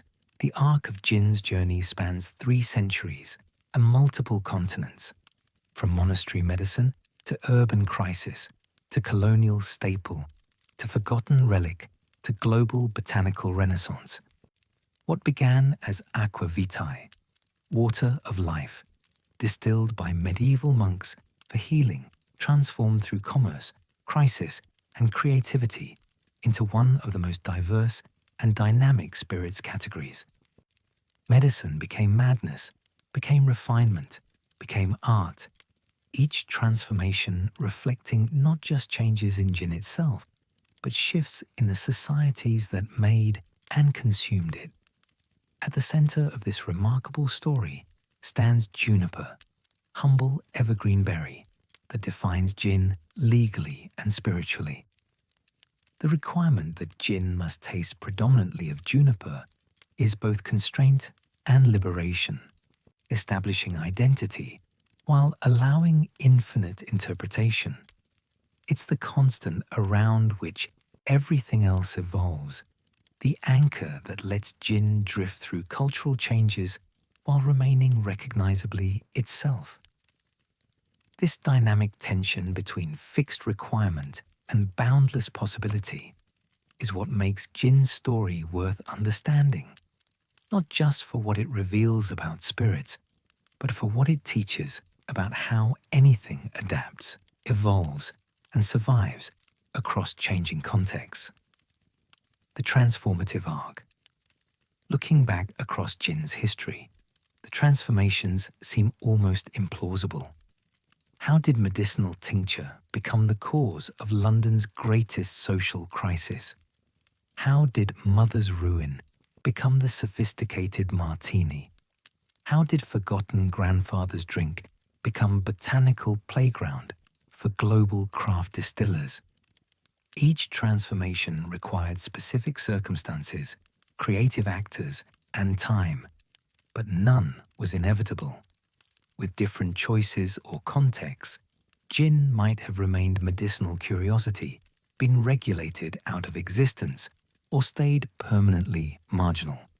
What allowed these transformations was gin's fundamental flexibility, being defined by single dominant botanical rather than complete recipe, production method, or aging requirement meant gin could adapt to available materials, technologies, and tastes. When quality botanicals were unavailable, cheaper alternatives sufficed. When pot stills dominated, gin used them. When column stills emerged, gin adapted. When sweet styles were fashionable, Old Tom thrived. When dry preferences emerged, London Dry dominated. This adaptability enabled survival through circumstances that destroyed less flexible spirits. But adaptability alone doesn't explain success. Many flexible products fade into irrelevance.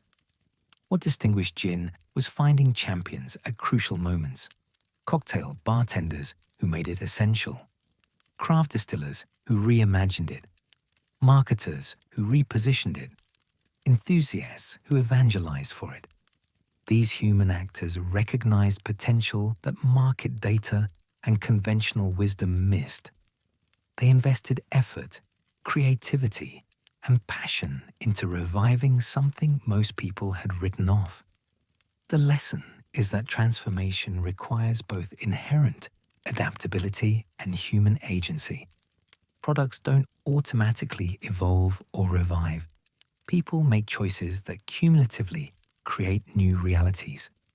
Gin's current success represents thousands of individual decisions by distillers, bartenders, marketers, regulators, and consumers that collectively generated renaissance that seemed impossible in 1990.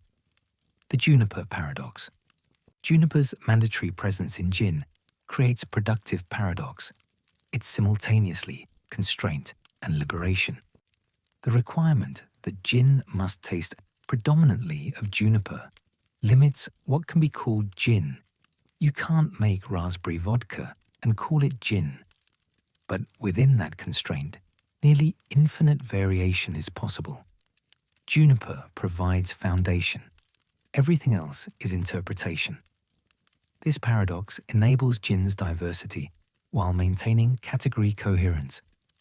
A London dry gin with crisp juniper and citrus is recognizably related to Japanese gin with yuzu and sakura, to Mediterranean gin with rosemary and olives, to contemporary gin with cucumber and rose. They share juniper foundation, even while expressing radically different visions. The consumer drinking any of these experiences, gin's essential character alongside the distiller's creative choices. The juniper requirement also creates quality flaw. Because juniper must be predominant, gin can't hide behind added sweeteners or flavors the way some spirits can. The botanical balance must work. The distillation must be clean.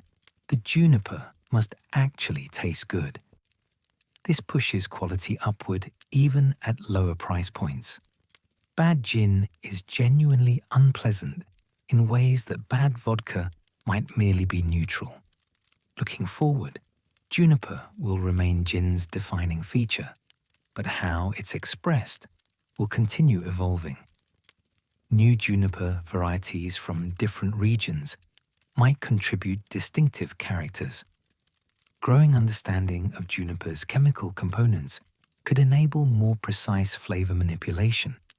Climate change might shift where juniper grows successfully, potentially creating new juniper terroirs.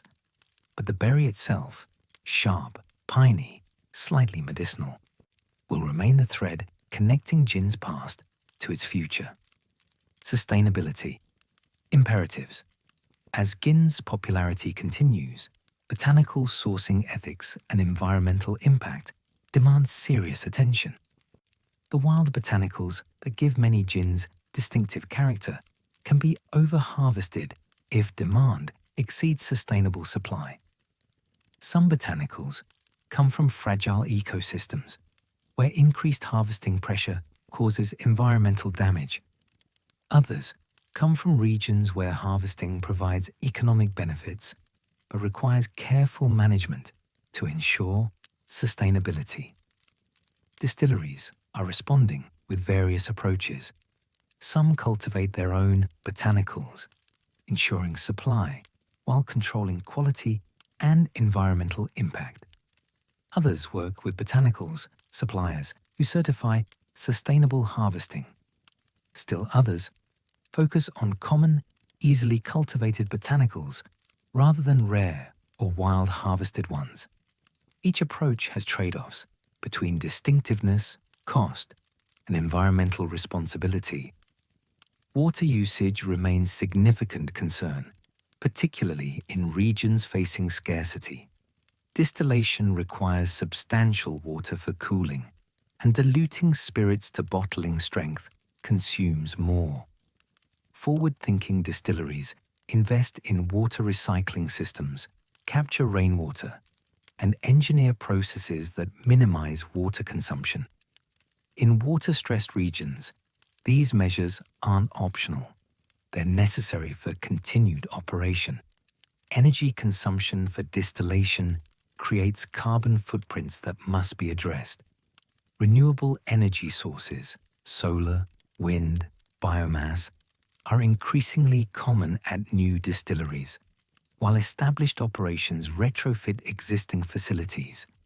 Some distilleries achieve carbon neutrality through efficiency improvements, renewable energy, and offsets. Others make progress but haven't reached neutrality. The direction is clear even if full implementation remains incomplete. Packaging presents ongoing challenge. Glass bottles are traditional and premium, but energy-intensive to produce and ship. Lighter bottles reduce environmental impact, but may affect perceived quality. Alternative packaging like pouches or refillable systems work for some segments, but haven't penetrated premium categories. The industry continues experimenting with solutions that balance environmental impact with consumer expectations. The most comprehensive approach integrates sustainability throughout operations, organic viticulture or botanical cultivation, renewable energy, water conservation, waste reduction, ethical labor practices, and community support. This holistic approach recognizes that sustainability isn't single dimension, but interconnected system where improvements in one area support others. Leading distilleries demonstrate that sustainability and quality aren't opposed but aligned. Practices that respect environment often produce better spirits. Climate's botanical impact. Climate change is already affecting botanical availability and character. Traditional juniper growing regions are experiencing temperature and precipitation shifts that stress plants. Some botanicals are flowering earlier, changing harvest timing and potentially affecting flavor profiles. Others are becoming less available or more expensive as climate shifts affect yields. These changes will accelerate, forcing adaptations in sourcing and potentially in recipes. Distillers may need to source botanicals from new regions as traditional suppliers face climate challenges. They may need to work with botanists to identify alternative botanicals that provide similar flavors when traditional sources become unavailable. Some might cultivate botanicals themselves rather than depending on wild harvesting or agricultural suppliers vulnerable to climate disruption. Climate change might also create opportunities. Regions currently unsuitable for certain botanicals might become viable as temperatures warm. New botanical combinations might emerge as distillers work with locally available ingredients rather than importing traditional ones. Climate adaptation could drive innovation, creating distinctive regional gins rooted in what grows successfully in changing conditions rather than what tradition prescribes. The juniper requirement itself might face climate challenges if warming reduces suitable habitat for juniper species used in gin production. This remains uncertain. Juniper is relatively hardy and widely distributed, but monitoring is prudent. If climate change significantly affected juniper availability, gin would face unprecedented crisis at its definitional core. More likely, climate will affect supporting botanicals more than juniper, creating opportunities for innovation within gin's framework. Distillers might discover that botanicals they hadn't considered work beautifully when traditional choices become difficult to source. Climate adaptation could drive botanical exploration that enriches gin's diversity while responding to environmental necessity. Innovation's next frontiers. Future gin innovation will likely explore multiple dimensions simultaneously. New botanicals from underutilized plants offer flavor possibilities barely explored. Biotechnology might enable cultivating rare botanicals more efficiently or developing new varieties with enhanced flavor compounds. Fermentation science could create new base spirits that interact with botanicals in novel ways. Production techniques will continue evolving. Vacuum distillation operating at lower temperatures might preserve delicate aromatic compounds that traditional distillation volatilizes. Ultrasonic extraction could make botanical flavors more accessible. Precision temperature control might enable extracting specific compounds at optimal moments. These techniques won't replace traditional methods entirely, but will expand the toolkit available to skilled distillers. Aging and finishing experiments will expand. More distillers will explore how different woods, previous cask contents, and aging durations affect gin. The boundaries between gin and other spirits might blur productively as aged gins develop characteristics traditionally associated with whiskey or brandy while maintaining botanical identity. Some consumers and traditionalists will resist these innovations. Others will embrace them as expanding gin's possibilities. Technology will enable new forms of precision and consistency while preserving craft values. Sensors and automation can monitor distillation parameters more carefully than human observation alone, ensuring quality without replacing human judgment. Data about botanical composition, extraction efficiency, and flavor development can inform better decisions while leaving creative choices to distillers. The key is using technology to enhance rather than replace craft. Perhaps most significantly, innovation will come from new voices entering gin, production, distillers from regions without gin traditions, bringing perspectives and botanicals that established producers wouldn't consider. This global diversification will create gins reflecting botanical and cultural diversity far beyond gin's European origins. The category will become truly global in character rather than European spirit produced globally.